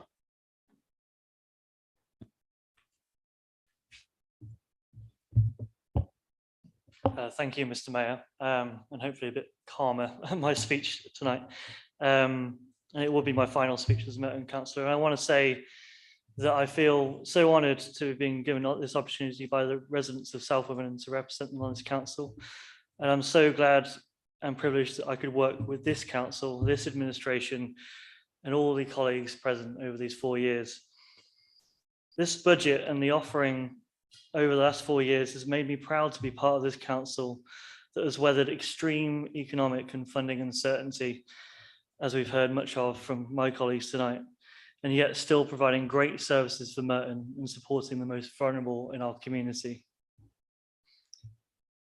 This role has shown me the best of Merton and London in our grit and determination to get things done and be there for people, whether it be the charities and community groups that look out for one another day to day, the breathtaking rally of camaraderie and support during the COVID pandemic.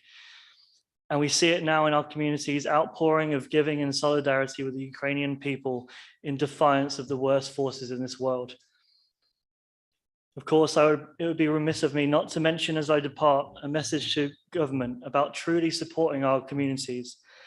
While funding increases and certainty would be great, along with considerations of what levelling up should really mean, there are wider obstacles that local authorities face which require national solutions. Let's get more social housing built. Let's give my generation and the next a fighting chance in finding affordable homes. Let's get rid of these horrible and endemic housing waiting lists. Let's support our institutions to properly prevent the worst changes in the climate and properly support our communities in doing so.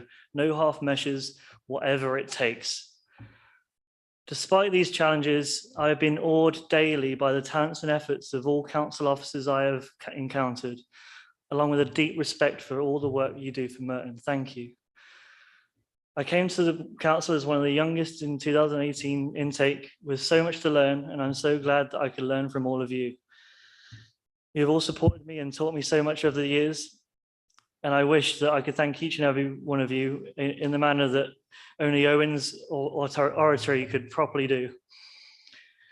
And of course, especially my ward colleague Ellie, there really aren't any words to convey my thanks to you for everything over the past 4 years. Not only have you been there for me professionally, but also personally when going through the most difficult times. You've been a true inspiration in the council and someone who we should all look up to in an outstanding service for Merton. I wish all the best to those who will be elected in this council next. It's the best thing I've done in my life, and it's such an honour to serve Merton. Based on the values of this budget, closing words of advice to the next cohort of councillors, which I'm sure Ellie will endorse, from another inspiring person and former councillor for Merton, Katie Neep. It's all about the children. Always remember them and do justice for them. Thank you.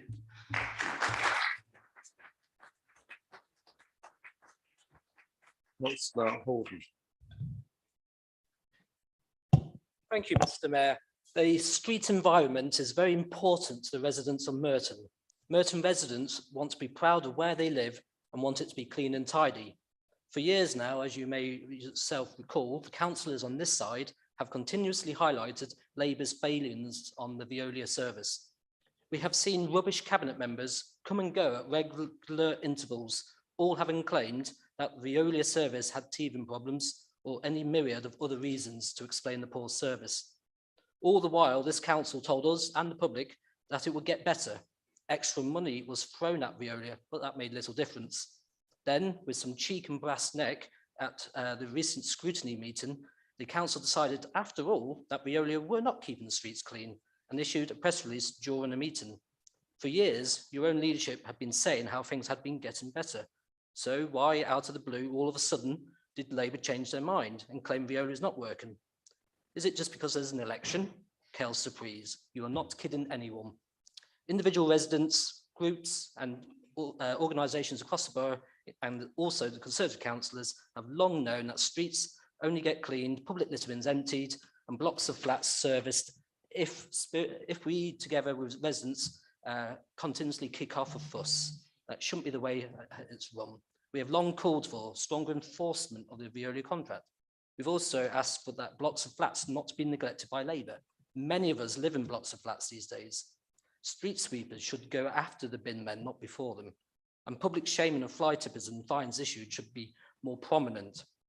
Recycling facilities should be made more available for those who can't or don't have a car, so they can't get to the council tip. And only we can be trusted with the Veolia contract renegotiation after the election. These are just some of the ideas to improve the street scene. And Mr. Mayor, I'll finish by simply saying it's time to bin Merton Labour.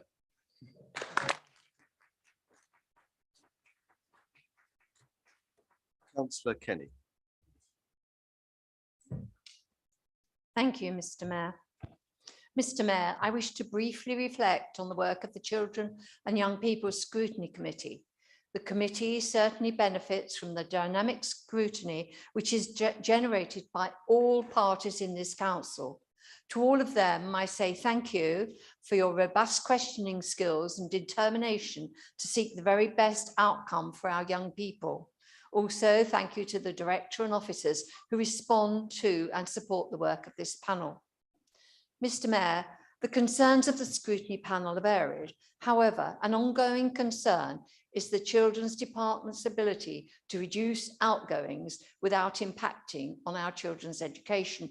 A tough call indeed, but one which is targeted with caring dedication from all involved. An area which is costly is transport. Children having educational healthcare plans, the HCPs, often need to be transported to have their needs met.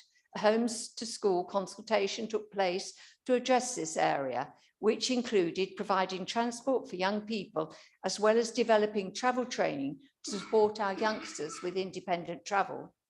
The authority is working unstintingly to develop the appropriate resources within our borough to educate our children to a very good standard, while simultaneously managing the budget efficiently and supporting our schools to provide high quality education. Inadequate funding from central government makes it most difficult for Merton, which has a considerable number of EHCPs, which is costly. The director, her team and the scrutiny panel are very aware of this and work tirelessly to address this area. Schools are finding that children are entering education with complex needs, which are expensive to meet. Children's needs must be met. I've asked the director to include in her departmental update an ongoing update on this area to keep us all informed. Mr. Mayor, schools have worked incredibly hard to increase, but have experienced an increase in mental health of their pupils, certainly increased by COVID, of which we have an update at each meeting. We are all corporate parents for the children of Merton. The health and education of Merton's children are a priority for every one of us in this chamber. The children are our future. They are precious. This is why we must never give up on keeping St Helier Hospital as a fully functioning hospital, which cares for local children, including so very many of our own young people who are educated in Merton. It is cheaper to rebuild St Helier than Banstead. Fight this government in their spending and encourage everything locally to support our local children. Thank you, Mr. Mayor. Councillor Howard, Janice Howard. Thank you, Mr. Mayor. I'll try not to cough. Firstly, I'd like to thank the Director of Corporate Services and her officers for all their work involved in delivering a balanced budget for 2022-23. Going forward, I do share her hope that future years will also end up balanced too, as has happened in previous years. The pandemic has had a huge impact across our borough, and as we emerge, there is even more need to support our residents. In addition, the rising cost of energy, food, and fuel has had a huge negative effect on our residents. We need to focus our support as they struggle with being able to manage their bills and the toll this takes on their mental health, already exacerbated by the pandemic. One simple way of helping with health, well-being, and mental health issues would be to roll out the gym equipment in all our green spaces. Many of our residents cannot afford a gym membership or have had to give up their membership to make ends meet. This would be a simple and beneficial way of delivering health and help. So I'm sure the money can be found during this year from the usual budget underspends. We really cannot underestimate this increasing need for mental health and well-being initiatives. Finally, I'd like to thank all my colleagues who are standing down across the chamber. You will be missed. Thank you, Mr. Mayor.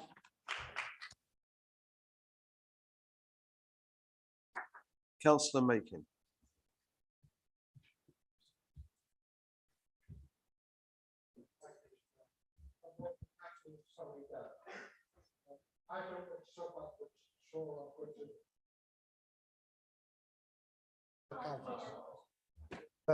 Councillor Makin, could you start again? You didn't have the mic on.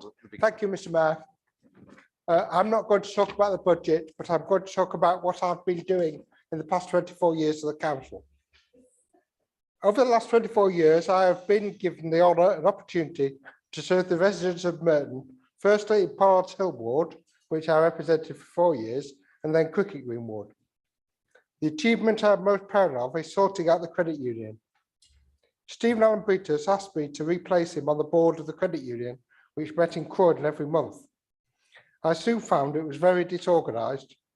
The CEO of the credit union wanted to be a board member, and the chair of the board wanted to micromanage the organisation.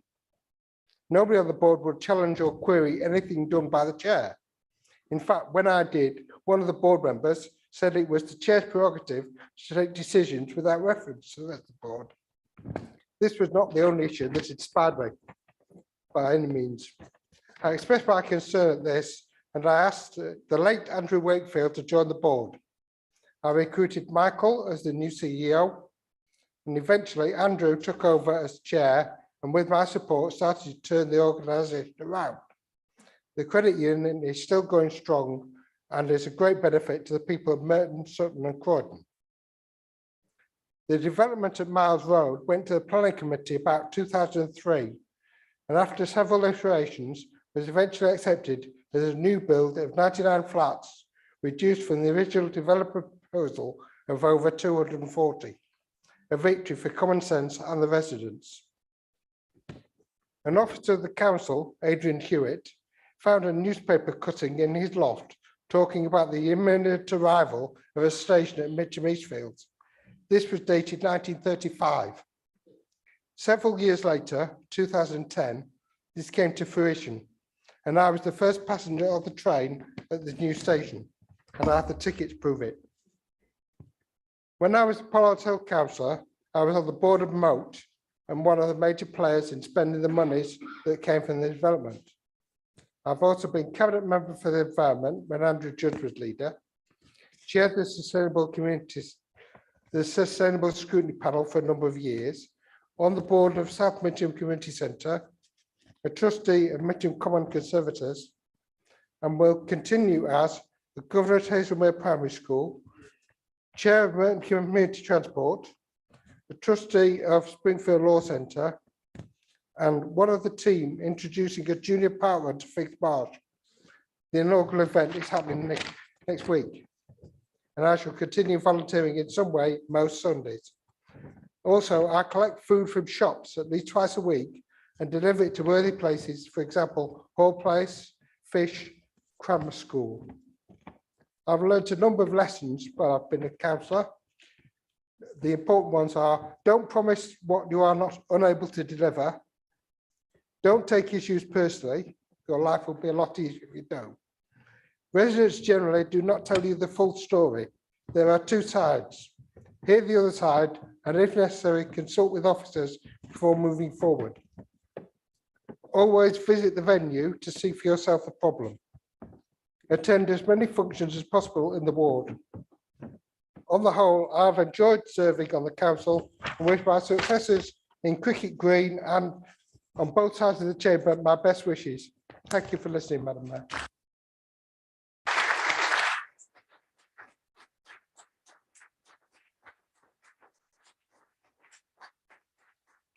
Thank you, Councillor Macon. I should have said that I was going to waive the 3 minutes there as well. Councillor Southgate, you also indicated you may wish to go slightly over. Yes, thank you, Mr. Mayor. Let me start with an item of unfinished business from my earlier speech. That is, in fact, to thank Caroline Holland for her support to the Commission and to the panels during the process of budget scrutiny. If I look back over the 16 years that I've chaired the Commission, that's 16 budgets as well. Your prudent management, Caroline, has always ensured that our finances are in good shape, and I'm grateful to you for that. Turning to the amendments, and thank you to both opposition parties for early sight of these. We do agree with the Conservative wish to see an ambitious vision for Merton that addresses recovery from the pandemic. And in my speech, I tried to highlight some of the damage that has been done to our mental health over the last 2 years. So funding for a youth and children recovery fund is welcome. That said, it's all very well to take £500,000 from the OCPBR to fund this for 22-23, but it does need to be put on a sustained footing for future years, and detail on that is lacking. Nevertheless, we will be supporting this amendment. Both parties want to cancel the reduction in the grant to Dean City Farm, and we agree with that. Let me tell you, in every budget, there is one saving that is so outrageous that I can only believe it's in there to see if, or to check rather, that scrutiny isn't asleep at the wheel. So I'm glad you shut that one out. Of the three Lib Dem amendments, first one incorporates some multiple recommendations. So we like some bits, not others. In the first amendment, we support the proposal to beef up the strategic framework by regular monitoring. However, we do not support a cost of living rebate of £8. £8, really? As election bribes go, at least this is a cheap one, but it's not really worthy of the high ideals to which the Lib Dems profess to aspire. We support the second Lib Dem amendment. We would like to see that extended to a level access route from Dorset Road to the Morden Road tram stop. But we do not support the third amendment. It's not called the dedicated schools grant for nothing. So if government wants to cut local authorities out of school administration, they should accept full responsibility for ensuring that they're adequately financed. Let me come to my main reason for speaking, or one of them actually, which is to remind you about the Scrutiny Survey. I hope you've found these on your desks, and whilst we're wittering on, you could have been filling them in rather more productively. So do make sure you do that. Scrutiny does matter. When we get it right, it can make a real difference to the lives of our residents. To be honest, it's felt a bit heavy going during the pandemic at times, but I'm optimistic for a bright future for scrutiny in the next council. That leaves me, I think, with perhaps 30 seconds to sum up the last 20 years with the council. And in truth, that's an impossible task. So I'm just going to say, I found my time here to be enormously stimulating, challenging, and enjoyable by turns. And when you can sense that you're working with really bright people who have all of them the best interests of our borough at heart, then really there's no better feeling than that. I've made friends from right across the chamber. I will value those friendships, and I know I'll miss you all greatly.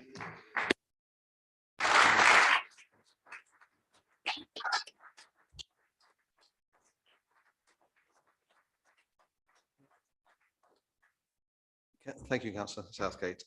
We've got this far through before anyone's mentioned how they're going to be voting on the amendments. So just to ease my voting later on, or the organisation of voting, do I understand that you're voting 2 for yes, yes, no? Are you no? No, no.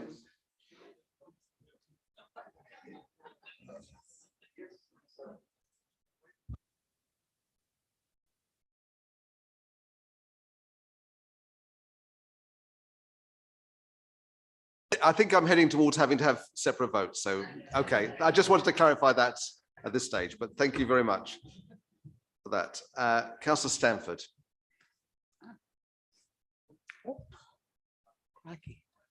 Thank you, Mr. Mayor.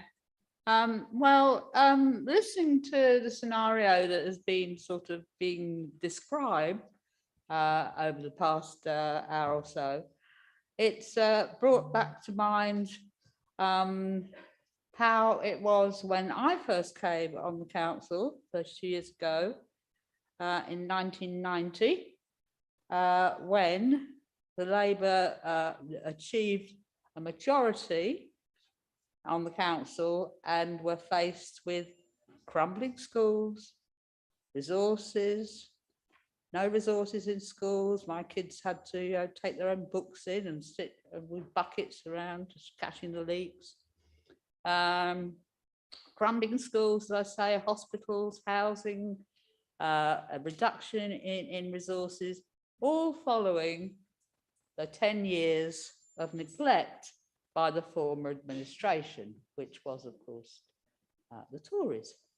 And not helped, of course, by a Tory government as well at the same time, a double whammy. But Merton Labour got straight onto the case as quickly as possible, starting to work hard to make improvements with buildings, helped a few years later by, of course, the new Labour government, which dedicated an awful lot of extra funds to write all the just leaving the boroughs to go to rack and ruin over the last few years.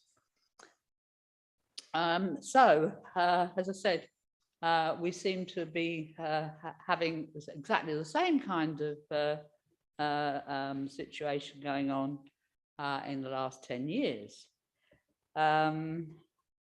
During the time, I've worked with both Figs and Graveney councillors, because we've always worked together as a team in our wards, and we've had so many achievements by working together with businesses, with friends groups, with all kinds of volunteers groups and other organisations, sports groups, voluntary groups, plus invaluable support from people like friends groups who have helped with projects to improve the local environment. A load of different stuff that we couldn't have achieved without all the help and support from the residents of the wards and the businesses and all those other people. So I'd like to thank my colleagues in both Figs and Graveney, and that includes, of course, yourself, Mr. Mayor. And I'm really grateful for your support, and I hope you carry on your hard work in your new teams in the future.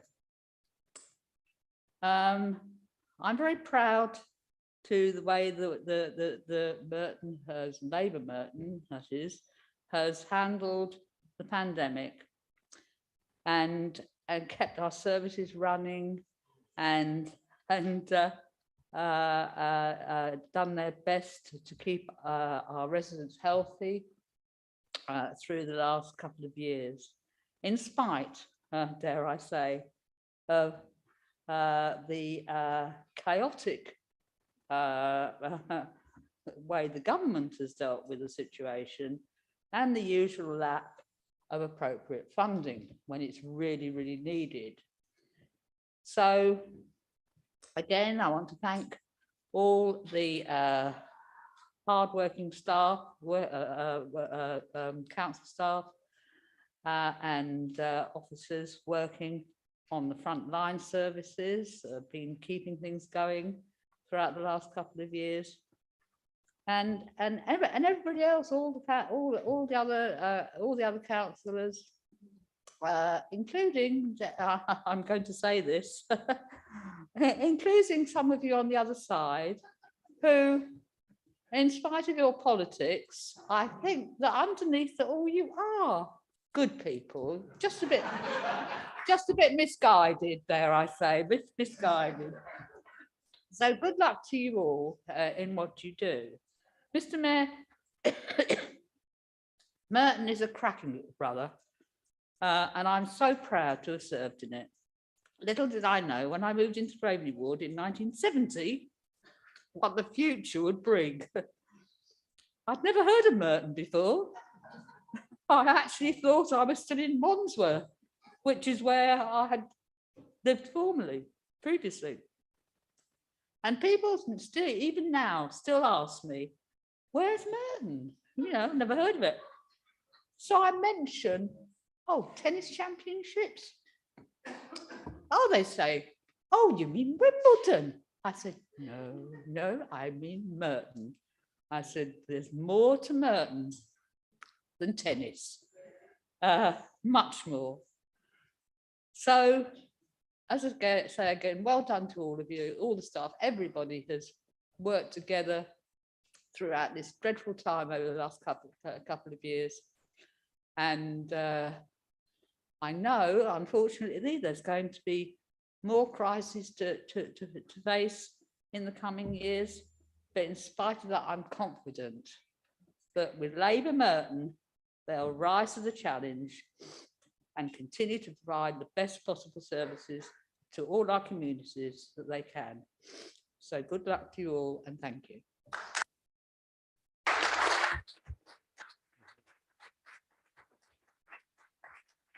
Councillor Omar Bush. Me, sorry. yeah. It's okay. It's okay. Join the Tories if you want.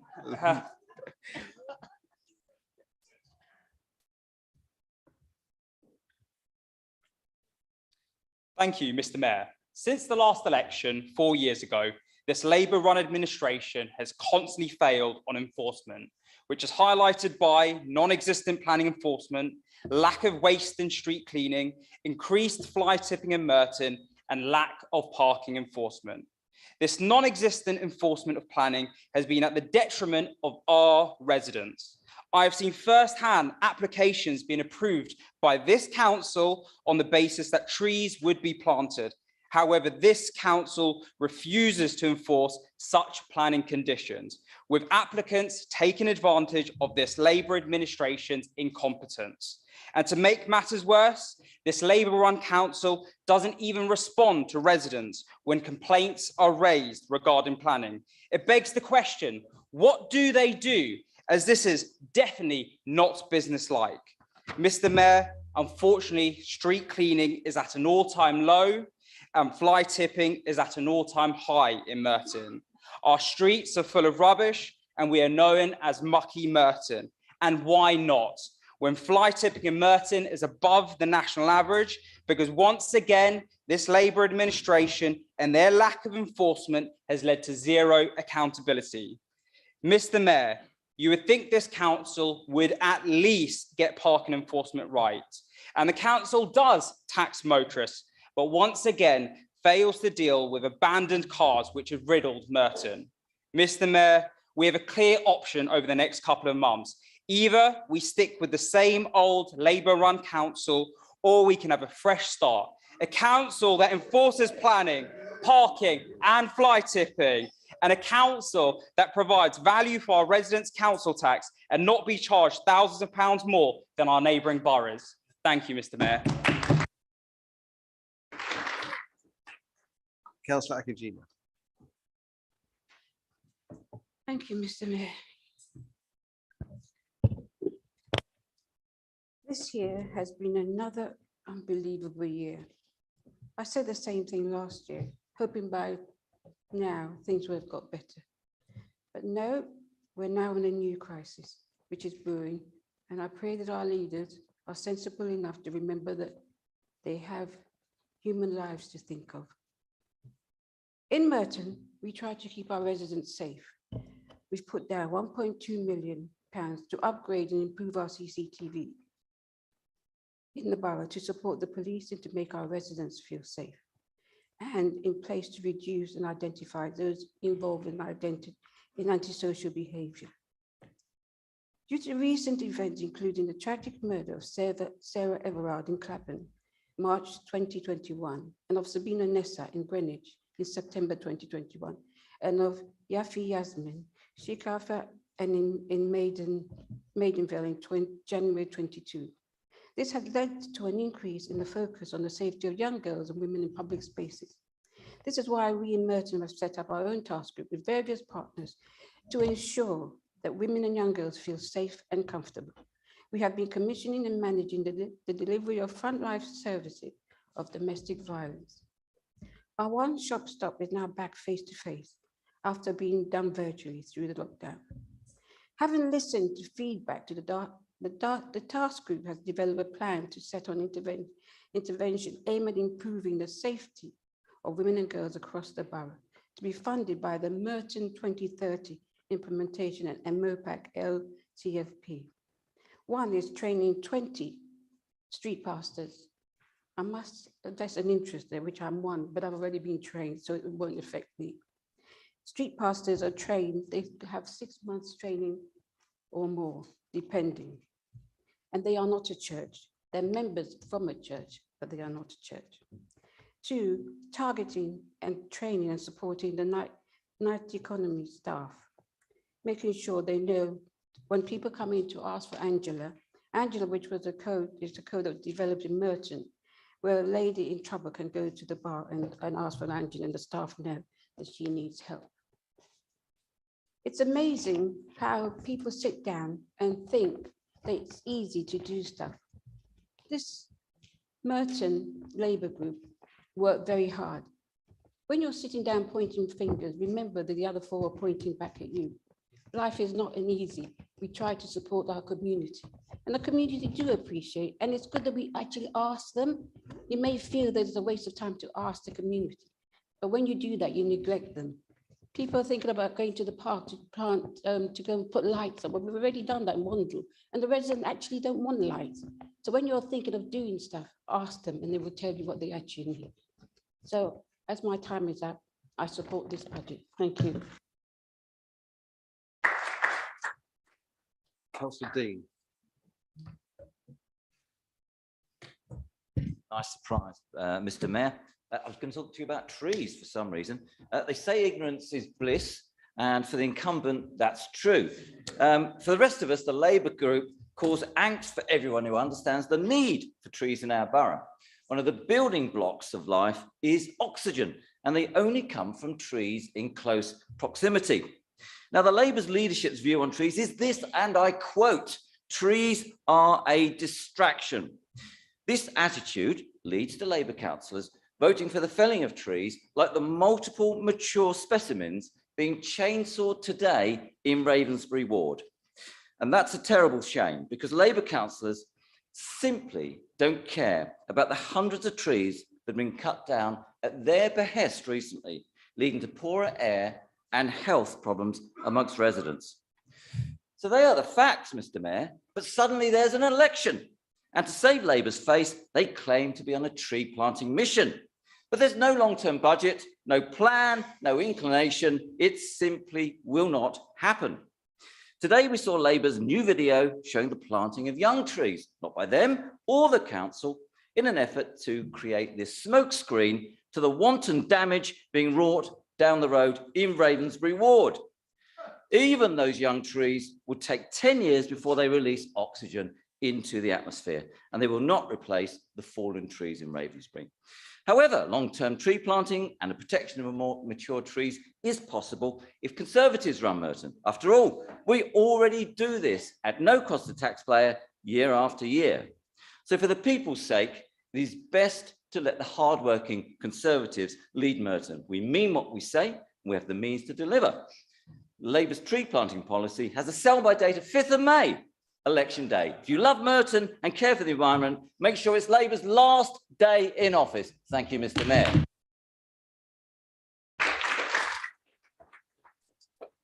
Councillor Curtin.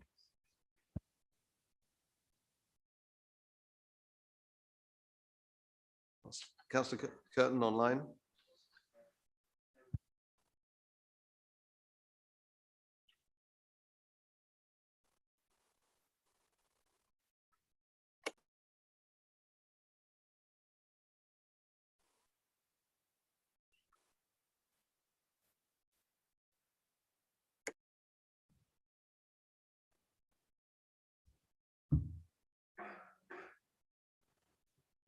I can't see whether you're on mute. Are you on mute?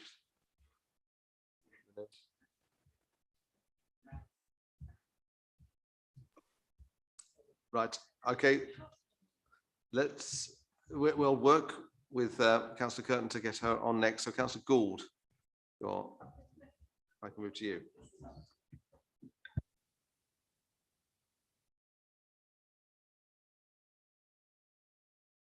It's going so well. It's the wrong one. Mr. Mayor, you may have thought that somewhere in the 643 pages that the climate emergency would have found a place, but no, don't look up. Labour have written the climate emergency out of existence. Councillor Allison, you have failed to mention the climate emergency in the Merton Capital Strategy or included in the recovery plan. Councillor Allison, have you read the latest report published by the IPCC? We all know the climate change is affecting our residents now today, and yet you seem to have relinquished your responsibility into the hands of residents, expecting them to deal with this emergency alone, leaving them with a threadbare net zero action plan. Disappointing, not unsurprising. We saw how the council refused our advice and failed to divest its pension from fossil fuels. We welcome the council ending its contract with Gazprom.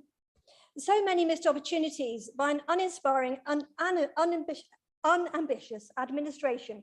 It took us to point out that a tree strategy was missing from the climate action plan, as was and still is a climate member responsible for action to tackle the climate emergency. Too little too late. This tree strategy will not save the 500 trees threatened with destruction if the old tech plans are passed. As we saw with Trust Ford, no enforcement from the council on trees removed, even in a conservation area. Still no biodiversity strategy. But it's not just about trees and tech, as heard in the Tory amendment. We do need to see an increase in electric charging infrastructure, cycle lanes, and support for a green jobs apprenticeship levy, and to protect green space for nature. So our Amendment 2 gives an opportunity, getting ourselves in the best position possible to put in place step-free access to our local stations when opportunity arises, thus reducing our reliance on cars by making public transport accessible, enabling us to join the fight against climate change. Thank you. Do we have an indication whether Councillor Curtin? She's on there. Okay, right. Thank you. Hello, can you hear me? Hello? Yes, we can hear you. Yeah, thank you. Thank you, Mr. Mayor. This is my last council meeting, And sorry I can't be there in person. I have tested positive for COVID on Monday and Tuesday, and I do not want to spread the virus to any one of you. I'd just like to say thank you to some people. I've enjoyed being a Labour councillor and to have helped make Merton a better place to live and work in. Together, we have supported community groups like Friends in St. Helier, Lower Morden, and across the borough. The kindness and assistance given to vulnerable residents have been absolutely first rate. I also want to thank you for giving me the honour of being Mayor of Merton, and to thank you all for the fantastic amount of money raised for charities. I will cherish those memories. After 34 years of community work and being a retired nurse, I hope we continue to fight for St. Helier Hospital and our residents, all our residents, and how important St. Helier is, especially the A&E and maternity services. I predict it will be a big issue on the 5th of May. Finally, I am pleased my last official words are in support of this budget. Throughout my time as councillor, Labour has looked after the people's money very well. Unlike our neighbours, we have not closed libraries or leisure centres. In fact, we have opened them. So complete the good work. Good luck to everybody and stay safe. Thank you.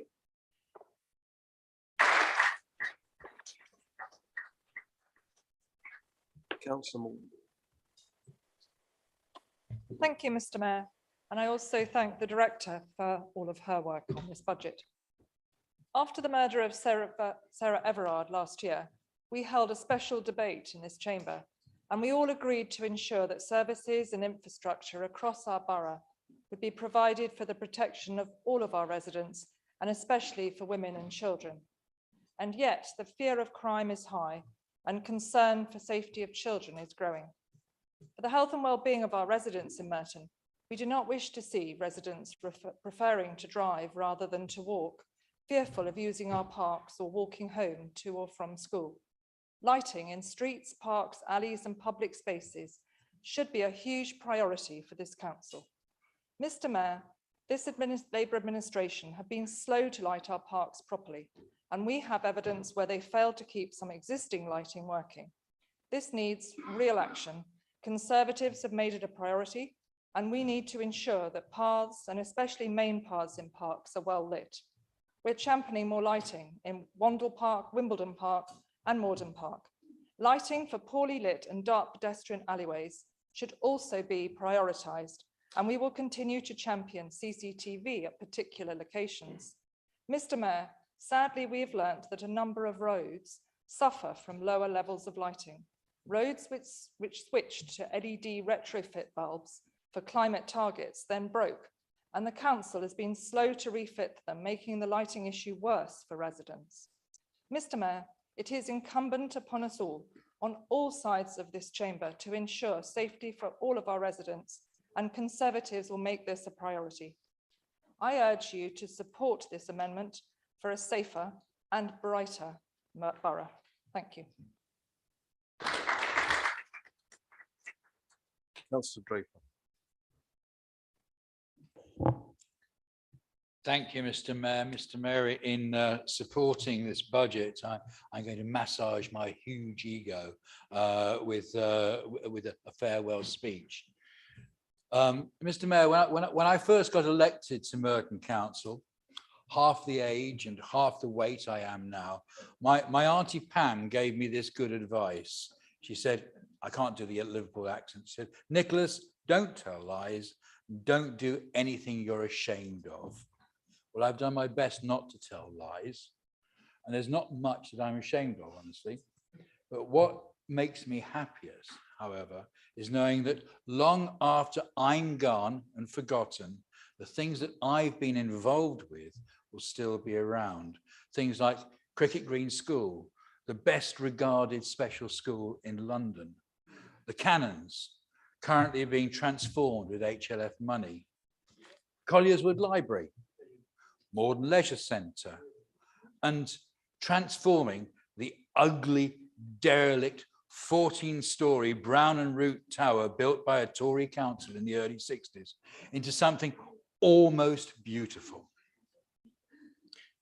But in all those cases and more, all I did was help along the real work of the team of councillors and officers together, and particularly officers doing that work. So many brilliant people. I'm going to name just a few: Steve Langley, James McGinley, Anthony Hopkins, and Chris Parslow, who helped me first of all when I first came here as a surprise councillor, up until when she recently retired just before me, and so many more. And remembering that this is the budget meeting, all of this was only possible through the very careful financial management of Caroline Holland, and of course by Mark Allison, Stephen Allen Brittis. Because there's always loads of ways to spend money, loads and loads of worthy schemes. But if you haven't got the money, and face it, the current government haven't helped us much with that, then it's just talk. And do we talk? Year after year in this chamber, telling each other how great we are and how awful the other side is. We all do it, we all do it. And virtually nobody other than ourselves is listening. And I won't miss it a bit. But what I will miss, apart from the vast opportunities, the tremendous inventiveness, is the teamwork and the comradeship. I learned in France as a kid that a comrade, un camarade, is someone not necessarily a friend, not necessarily someone who shares your opinions, but who cooperates with you towards a shared goal. And at our best, that's what we do. We're not always at our best. But there has been tremendous friendship here too, particularly when you all shared my grief when Sheila died. And I'd particularly like to thank Siobhan for her friendship at that time. I can never hope to repay that. But anyway, Mr. Mayor, I've got a lot to be grateful for. That's all I'm really saying. So in particular, I would like to thank Auntie Pam actually for that as well. And with that, goodbye and thanks for all the fish.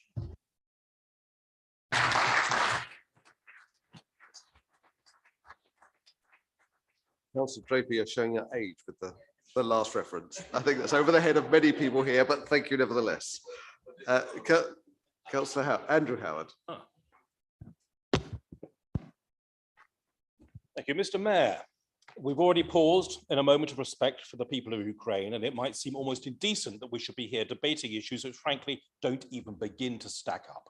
But let's not forget that the ability to differ with only Twitter to judge us is an incredible privilege to be exercised to the full. The tyrannies we face are petty in comparison. Sadiq Khan can't even make the trains run, let alone on time. But he treats London as his personal fiefdom and its citizens as his vassals to do with as he will. He drains the finances of our city through inefficiency and mismanagement, and then sets out greenwash plans to extract yet more money from anyone who dares to drive on the roads for which they have already paid. Inefficiency, mismanagement, and greenwashing are common to Merton's Labour administration. A balanced budget, sure, but Labour lets slip the equivalent to 2 years council tax, and they push right up to the start line with a plan to trap our residents in a pincer movement. No driveway, pay double to park on the street, especially in non-Labour Wimbledon. Driveway or not, also pay Khan's movement tax, even in the Labour heartlands of Mitcham. Of course, Labour have delayed the advance of their parking tax as they fear resistance from voters in May, and have somehow shifted responsibility for the whole idea onto the Lib Dems. I could almost feel sorry for them, or maybe we all missed the news of the Lib Lab coalition. Their recent pact to merely respect the Parkland Covenant certainly says so, and West Barnes residents can testify to the blurred line between the two. Councillor Quilliams Betrayal of his voters is typical of the cynical self-interest and opportunism for which Lib Dems are well known, and shame equally on Labour for accepting him. If Labour retain control on May 5th, then they will continue to support Mayors Khan's movement tax, and their parking tax will roll forwards, just as the wheelie bins did in 2018.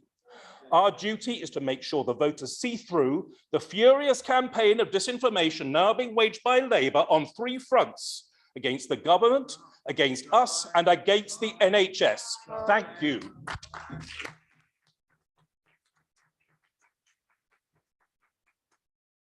Councillor Williams, and as indicated, I won't be using the red light too tightly. Well, Mr. Mayor, this is my 45th and last attendance at a budget meeting of the council. So I've been doing my homework on the successes and failures of this administration's budgets since 2010. I clearly didn't get the memo that I could have spent all the time talking about my career history, but more precisely, this is their 12th budget, and we do have a statement of accounts for the first 10. Caroline Holland will be not be surprised that I did look at the reserves figures, but the huge accounting changes in 2010-11 make comparisons difficult. So I focused on income and expenditure variations. In the 4 years to 2015, despite 5 years of Lib Dem austerity in a coalition government, they had managed a net surplus of over £15 million. And it went on from there. In 7 of the 10 years, there were surpluses. The net surplus to March 2021 is over £28 million, an average underspend of £2.8 million every year.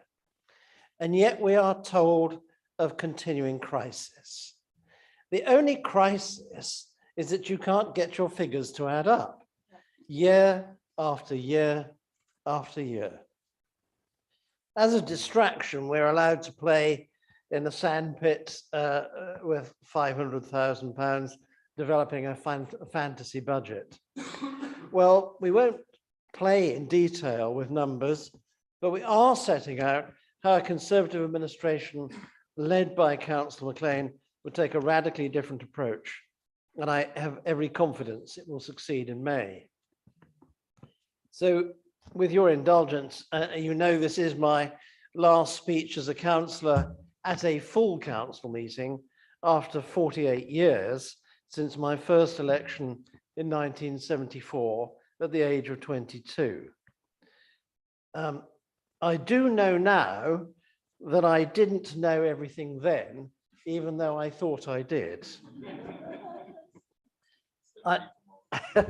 I will save you my complete career history for now, but in my 4th term in Cannon Hill, my job took me to Hong Kong in the late 1980s for 2 years, hence the break in service. And from 1990, I've had great colleagues in Hillside, including James Holmes.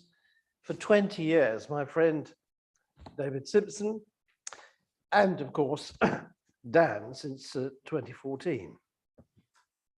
I'd also, it's been an immense privilege to serve alongside hundreds of other councillors during 12 terms, drawn from all mainstream parties, even though some of them switched to another, including the night I came out of the mayoralty, and of course in Merton Park with allegedly no political affiliation. I would also like to acknowledge my high regard for the professionalism of our officers, who must constantly despair, at least at some time, of our antics. Each of those councillors will have had their own motivation for seeking election, and within weeks, some of them will have realised it's not for them. Whilst others enjoy it so much, they want to come back and back. A handful have gone on to Parliament, including our current MPs, and into government, including, of course, Theresa May as Prime Minister. And it'll be a brave person that ever says to Siobhan that, you know, Siobhan, you're not a councillor anymore. Party fortunes here mirror in reverse the situation in Westminster. It's my earnest hope that all councillors seeking re-election will be judged by their own record of achievement. So I wish all of you well for the future. And as we see the candle of democracy flickering in Ukraine, remember what you do here is an honest calling. It is lawful in the name of the Queen to serve the people we cherish and live amongst in our community. In the words of our borough motto, up there and on the floor, stand fast in honour and strength.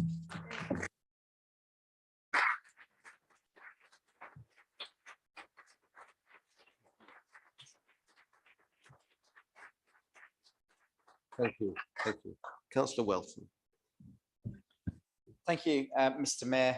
Tonight we have heard a lot of spin and rhetoric from the opposition, but I will take no lessons in disinformation from the opposition. Over the last 12 years, we have faced unprecedented cuts. This is the time I have served in the cabinet, both under Councillor Alan Britters and Councillor Allison. But despite the huge challenges, we have many achievements that we can rightfully be proud of, as my colleague, Councillor Alan Britters and Councillor Draper outlined tonight. It represents Labour values on the side of local people taking difficult decisions.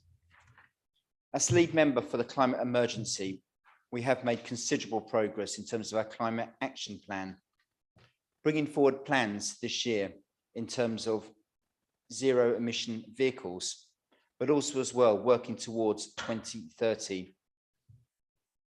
This is incredibly important and continues to be a top priority for the council, which is why we're investing £2 million. We've also taken the lead in terms of implementing school streets by having one of the highest numbers in London. On housing, we have kick-started the regeneration of those estates. We have seen the first completions in terms of High Path and Ravensbury. I have no doubt by investing the 72 million from clawback, we will facilitate this regeneration and provide the much needed new homes. We could have taken the Tory approach and regeneration could have ground to a halt. But that would be, Mr. Mayor, the wrong approach to have taken. And I welcome the start of the work in Ravensbury, providing much needed new homes to before substandard or lit homes, sadly opposed by Councillor Dean, as we heard tonight. It's completely true, Councillor Dean, and you know it's true. In the past decade, we have seen the housing crisis get worse. We saw the coalition government after 2010 slash the grant funding for social housing in half. It is why we are making the memorandum sites for social housing providers. That is the right thing to do. Finally, I would like to take this opportunity of paying tribute to all the retiring members on this council. They have given a great level of service, many of them, to this council, regardless of party, over many years and even decades. Public service is something that requires fortitude and perseverance. We've seen that. We've seen what has happened in Ukraine, but democracy, Mr. Mayor, is crucial. We are proud to live in a democracy of this country. We stand by with the people of the Ukraine. But I will say as well, best of luck to everyone, friend or foe in this election. And obviously I am working towards another Labour victory in May. Thank you, Mr. Mayor.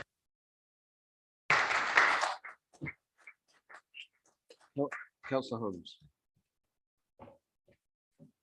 So, Mr. Mayor, thank you very much. So this evening, we've heard a lot of people talking about their retirement and talking about their futures, and we'll be hearing shortly from Councillor Kohler, who will also be leaving Trinity Ward at the next election.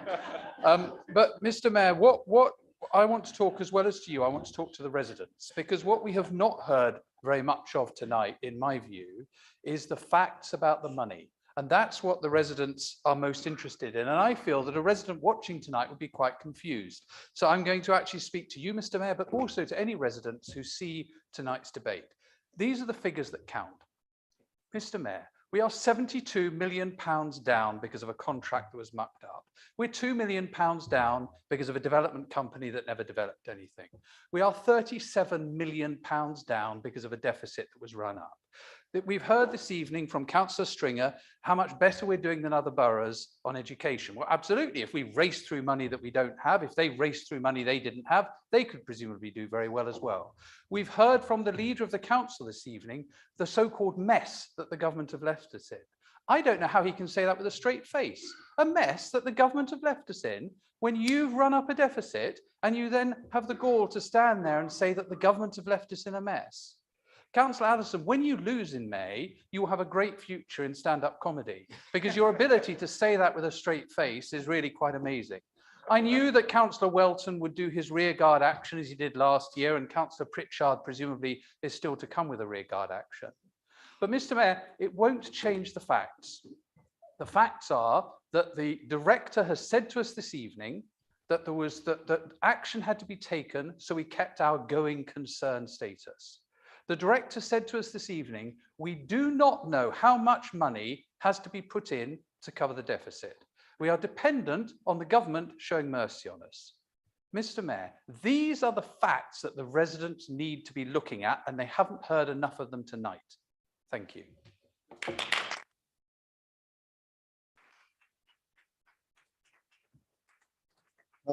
Councillor Kohler.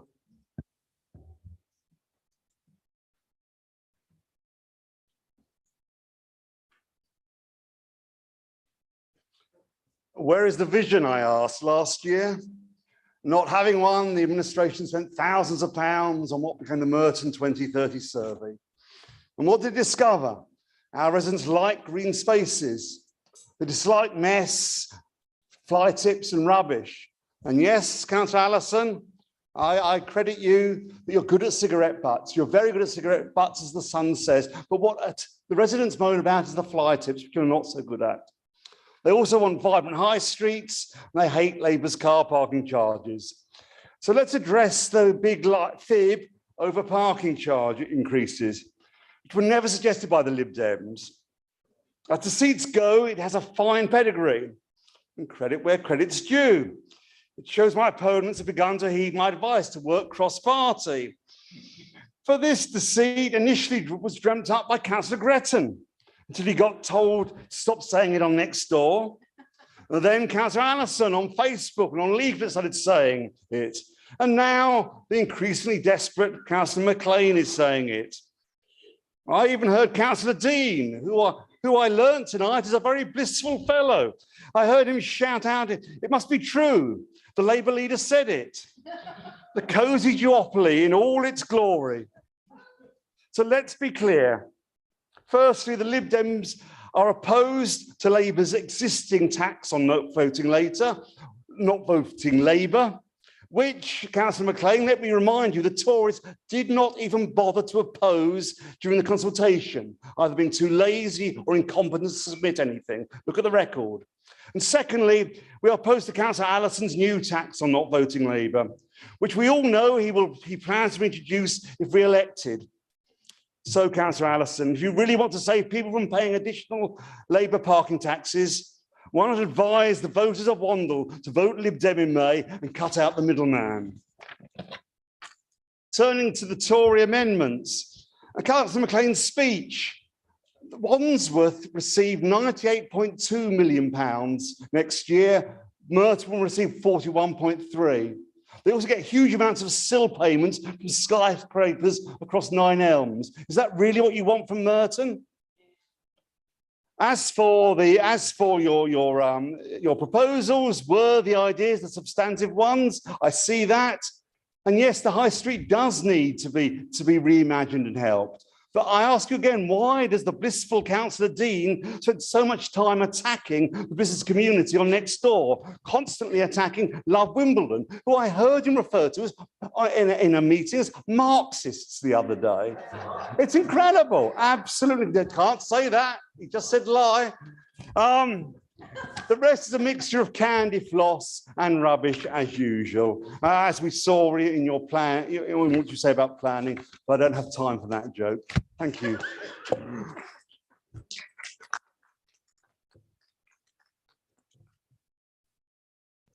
No, Councillor Dean, you've spoken already. Please sit down, Councillor Dean. Councillor Dean. Councillor Dean, I'm serious now. Sit down. Sit down. Councillor Irons.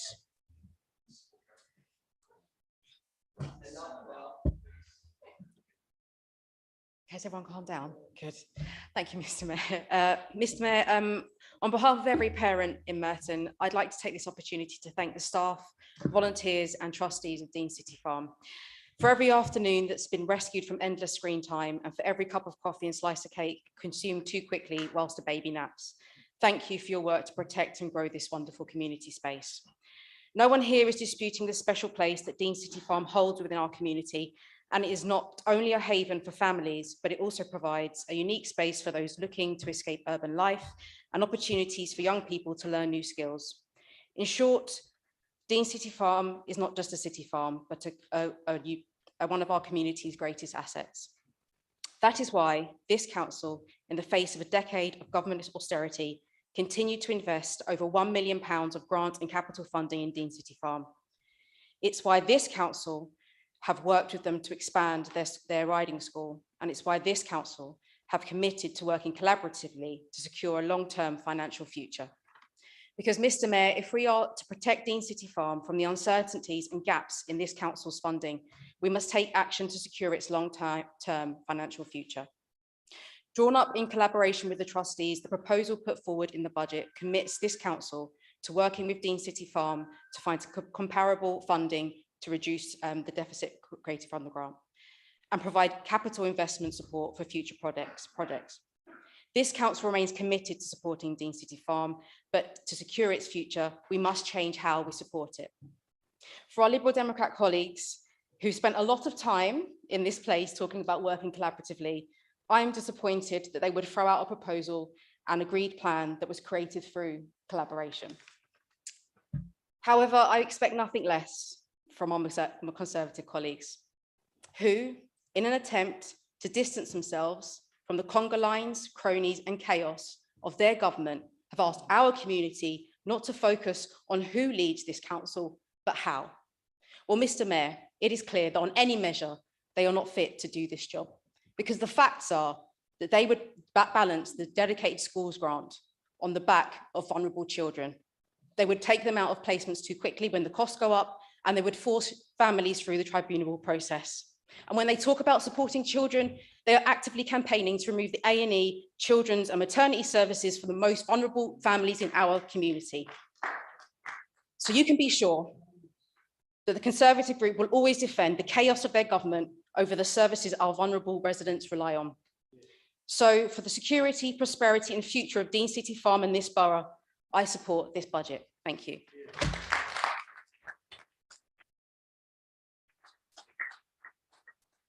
And as I've got through the list of speakers, I now go to the final speaker, Councillor Pritchard. Now, you reserved your right to speak, so you're now speaking. Thank you, Mr. Mayor, and thank you to the Director, her team, and to Tobin for all the work involved in this. 10 years ago, when I decided to get more involved in politics, it was in the aftermath of Labour's election loss and the beginning of the Lib Dem Tory coalition. Since then, a lot has changed, but one thing has remained constant. Labour has not been in power nationally.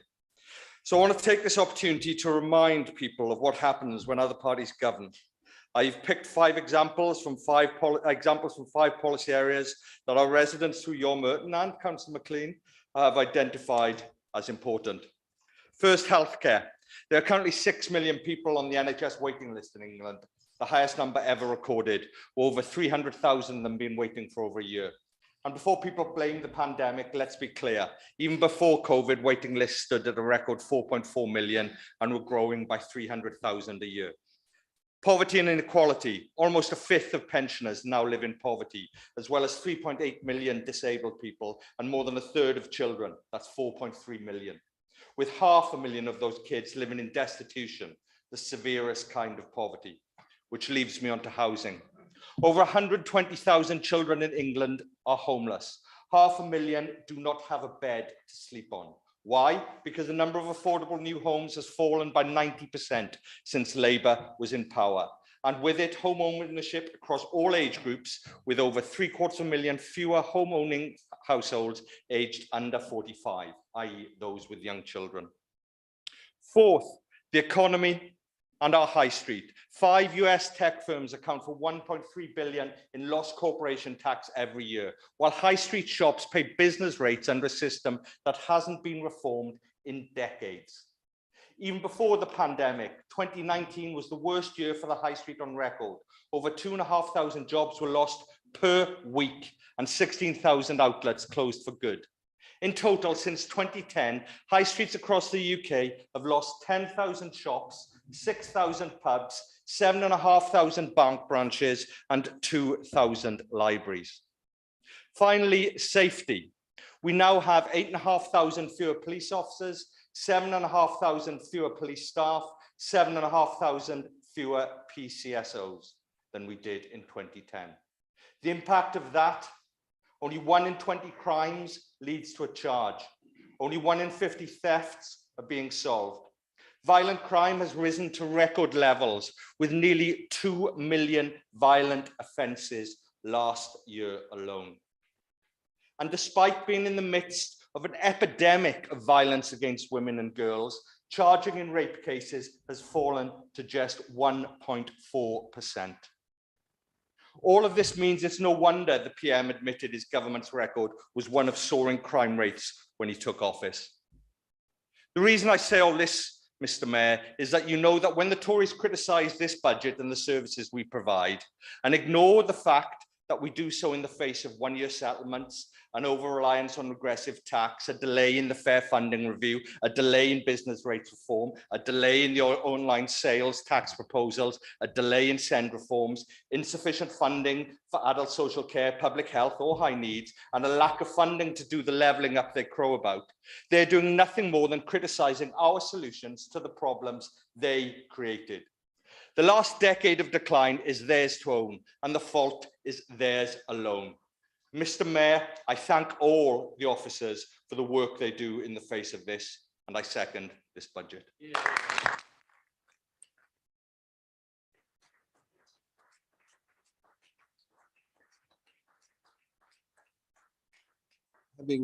Thank you all councillors for taking part tonight and for the good atmosphere that predominantly this was conducted in. So thank you for that.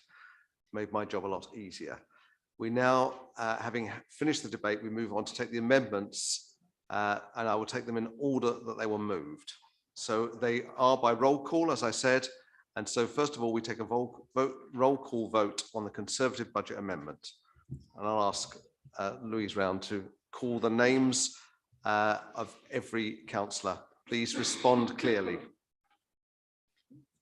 Councillor Akagina, Councillor Alan Brittis, Councillor Allison, Councillor Anderson, Councillor Attawar, Councillor Bailey, Councillor Barlow, Councillor Bembo, Councillor Bakari, Councillor Adam Bush, Councillor Omar Bush, Councillor Butler, Councillor Christie, Councillor Cooper Marbella, Councillor Cowper, Councillor Crowe, Councillor Dean, Councillor Dehaney, Councillor Dollymore, Councillor Draper, Councillor Fairclough, Councillor Fraser, Councillor Foley, Councillor Gould, Councillor Gretton, Councillor Henry, Councillor Holden, Councillor James Holmes,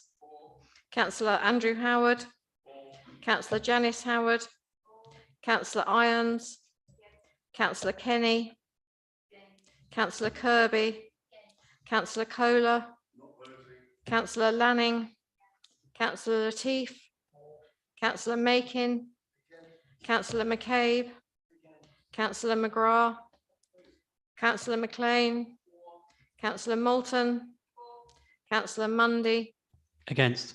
Councillor Ormrod, Councillor Pearce, Councillor Pritchard, Councillor Quilliam, Councillor Simpson, Councillor Southgate, Councillor Stamford, Councillor Stringer, Councillor Ward, Councillor Welton, Councillor Wilkinson, Councillor Williams, Councillor Macaulay, Councillor Brandt, the Mayor. Not voting.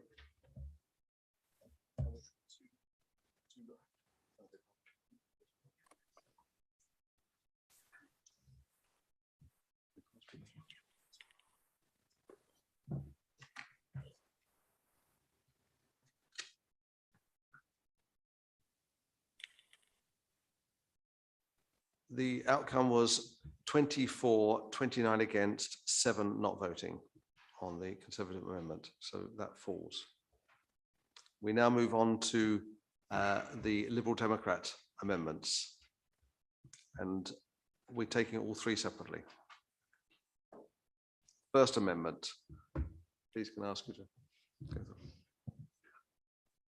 Councillor Akagina, Councillor Alan Brittis, Councillor Allison, Councillor Anderson, Councillor Attawar, Councillor Bailey, Councillor Barlow, Councillor Bembo, Councillor Bakari, Councillor Adam Bush, Councillor Omar Bush, Councillor Butler, Councillor Christie, Councillor Cooper Marbella, Councillor Cowper, Councillor Crowe, Councillor Dean, Councillor Dehaney, Councillor Dollymore, Councillor Draper, Councillor Fairclough, Councillor Fraser, Councillor Foley, Councillor Gould, Councillor Gretton, Councillor Henry, Councillor Holden, Councillor Holmes, Councillor Andrew Howard, Councillor Janice Howard, Councillor Irons, Councillor Kenny, Councillor Kirby, Councillor Kohler, Councillor Lanning, Councillor Latif, Councillor Makin, Councillor McCabe, Councillor McGrath, Councillor McLean, Councillor Moulton, Councillor Mundy, Against. Councillor Ormrod, Councillor Pearce, Councillor Pritchard, Councillor Quilliam, Councillor Simpson, Councillor Southgate, Councillor Stamford, Councillor Stringer, Councillor Ward, Councillor Welton, Councillor Wilkinson, Councillor Williams, Councillor Macaulay. 4 anyway. Councillor Wilkinson not voting, Councillor Williams 4. Correct. Councillor Macaulay. The Mayor. Not voting.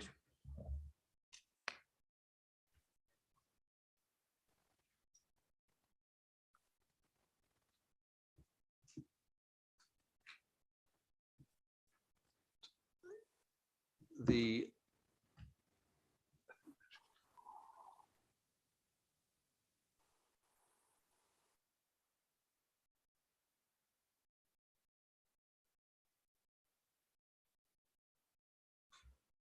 Okay, the result of the first amendment from Liberal Democrats, 423 against 29, not voting for. Thank you. So that amendment is lost. We move on to the second amendment.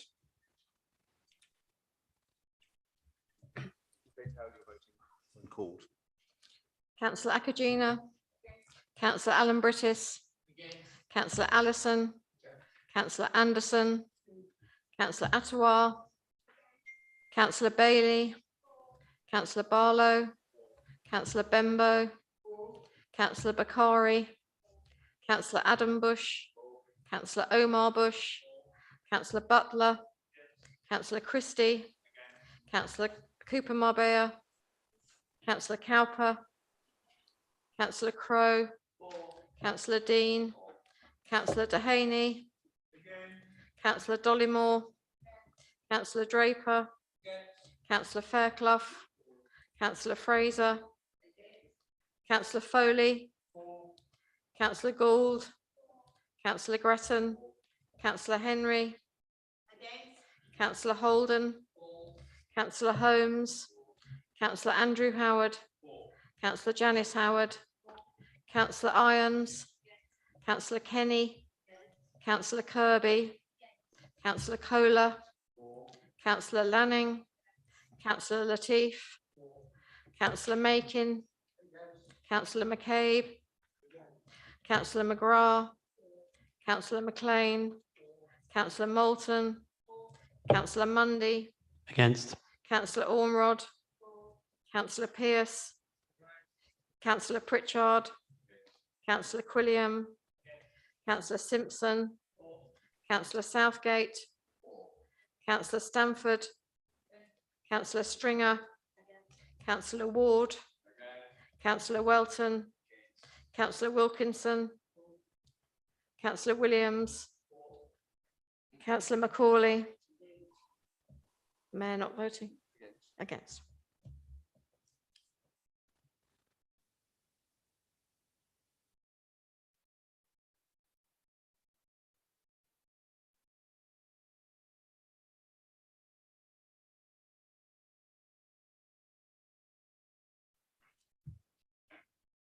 The second Liberal Democrat amendment is 4, 26, 30 against. I've obviously got my numbers wrong there. So that it fails. So we move on to the third amendment. Councillor Akagina. Councillor Alan Brittis. Councillor Allison. Councillor Anderson. Councillor Attawar. Councillor Bailey. Councillor Barlow. Councillor Bembo. Councillor Bakari. Councillor Adam Bush. Councillor Omar Bush. Councillor Butler. Councillor Christie. Councillor Cooper Marbella. Councillor Cowper. Councillor Crowe. Councillor Dean. Councillor Dehaney. Councillor Dollymore. Councillor Draper. Councillor Fairclough. Councillor Fraser. Councillor Foley. Councillor Gould. Councillor Gretton. Councillor Henry. Councillor Holden. Councillor Holmes. Councillor Andrew Howard. Councillor Janice Howard. Councillor Irons. Councillor Kenny. Councillor Kirby. Councillor Kohler. Councillor Lanning. Councillor Latif. Councillor Makin. Councillor McCabe. Councillor McGrath. Councillor McLean. Councillor Moulton. Councillor Mundy. Against. Councillor Ormrod. Councillor Pearce. Councillor Pritchard. Councillor Quilliam. Councillor Simpson. Councillor Southgate. Councillor Stanford. Councillor Stringer. Councillor Ward. Councillor Welton. Councillor Wilkinson. Councillor Williams. Councillor Macaulay. The Mayor.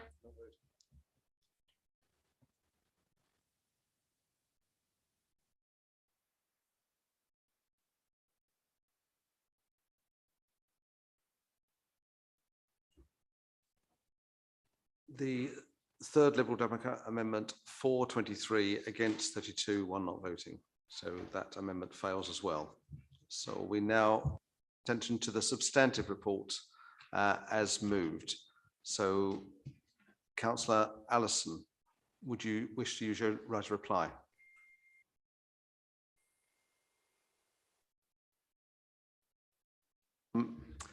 So I now call for a roll call, as we have to have, we can't just unanimously agree it, a roll call on the budget. So to formally agree the main budget report.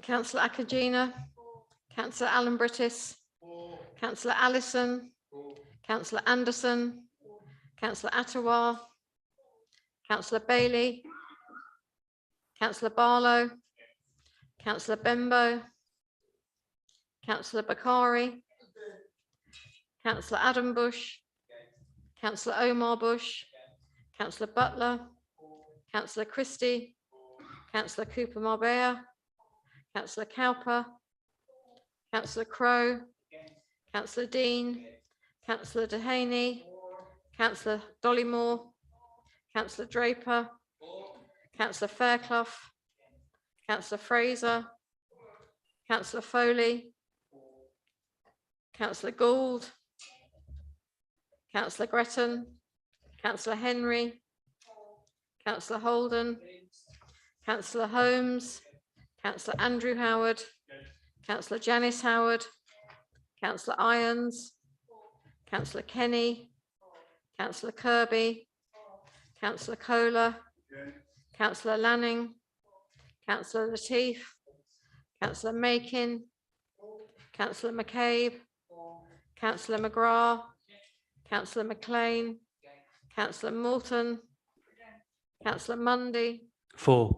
Councillor Ormrod, Councillor Pearce, Councillor Pritchard, Councillor Quilliam, Councillor Simpson, Councillor Southgate, Councillor Stamford, Councillor Stringer, Councillor Ward, Councillor Welton, Councillor Wilkinson, Councillor Williams, Councillor Macaulay, the Mayor.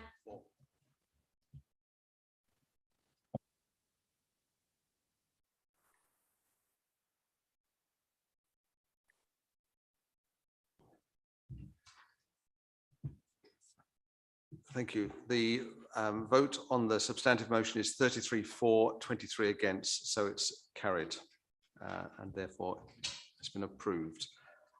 We're about to end the meeting, but there's been a lot said by people who are standing down at this council, and I just did some quick calculations that I think there are 17 councillors standing down voluntarily at this time. There may be others standing down involuntarily later on, but there are 17 standing down, and that equates to something around 260 years of service, which I think is an incredible amount of service. And regardless of our parties, I think we owe a debt of gratitude to every one of those.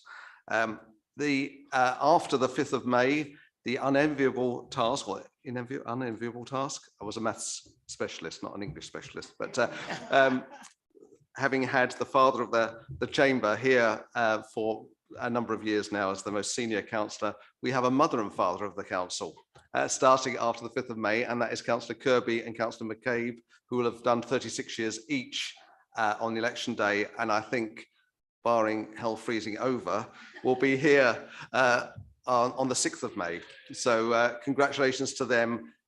Thank you for this year. I know there'll be times for thank yous at the mayor making, but you have all cooperated, with one or two small exceptions, extremely well, and I found chairing council meetings far less daunting than I anticipated. So thank you to all of you for that. A safe journey home, and let's hope that in the very near future, we'll be able to put all the distancing and all the other requirements completely behind us and look forward to 4 more years on the council. So thank you, safe journeys home, and thank you to those at home and any public members who are watching still. Okay, thank you. I think you can leave.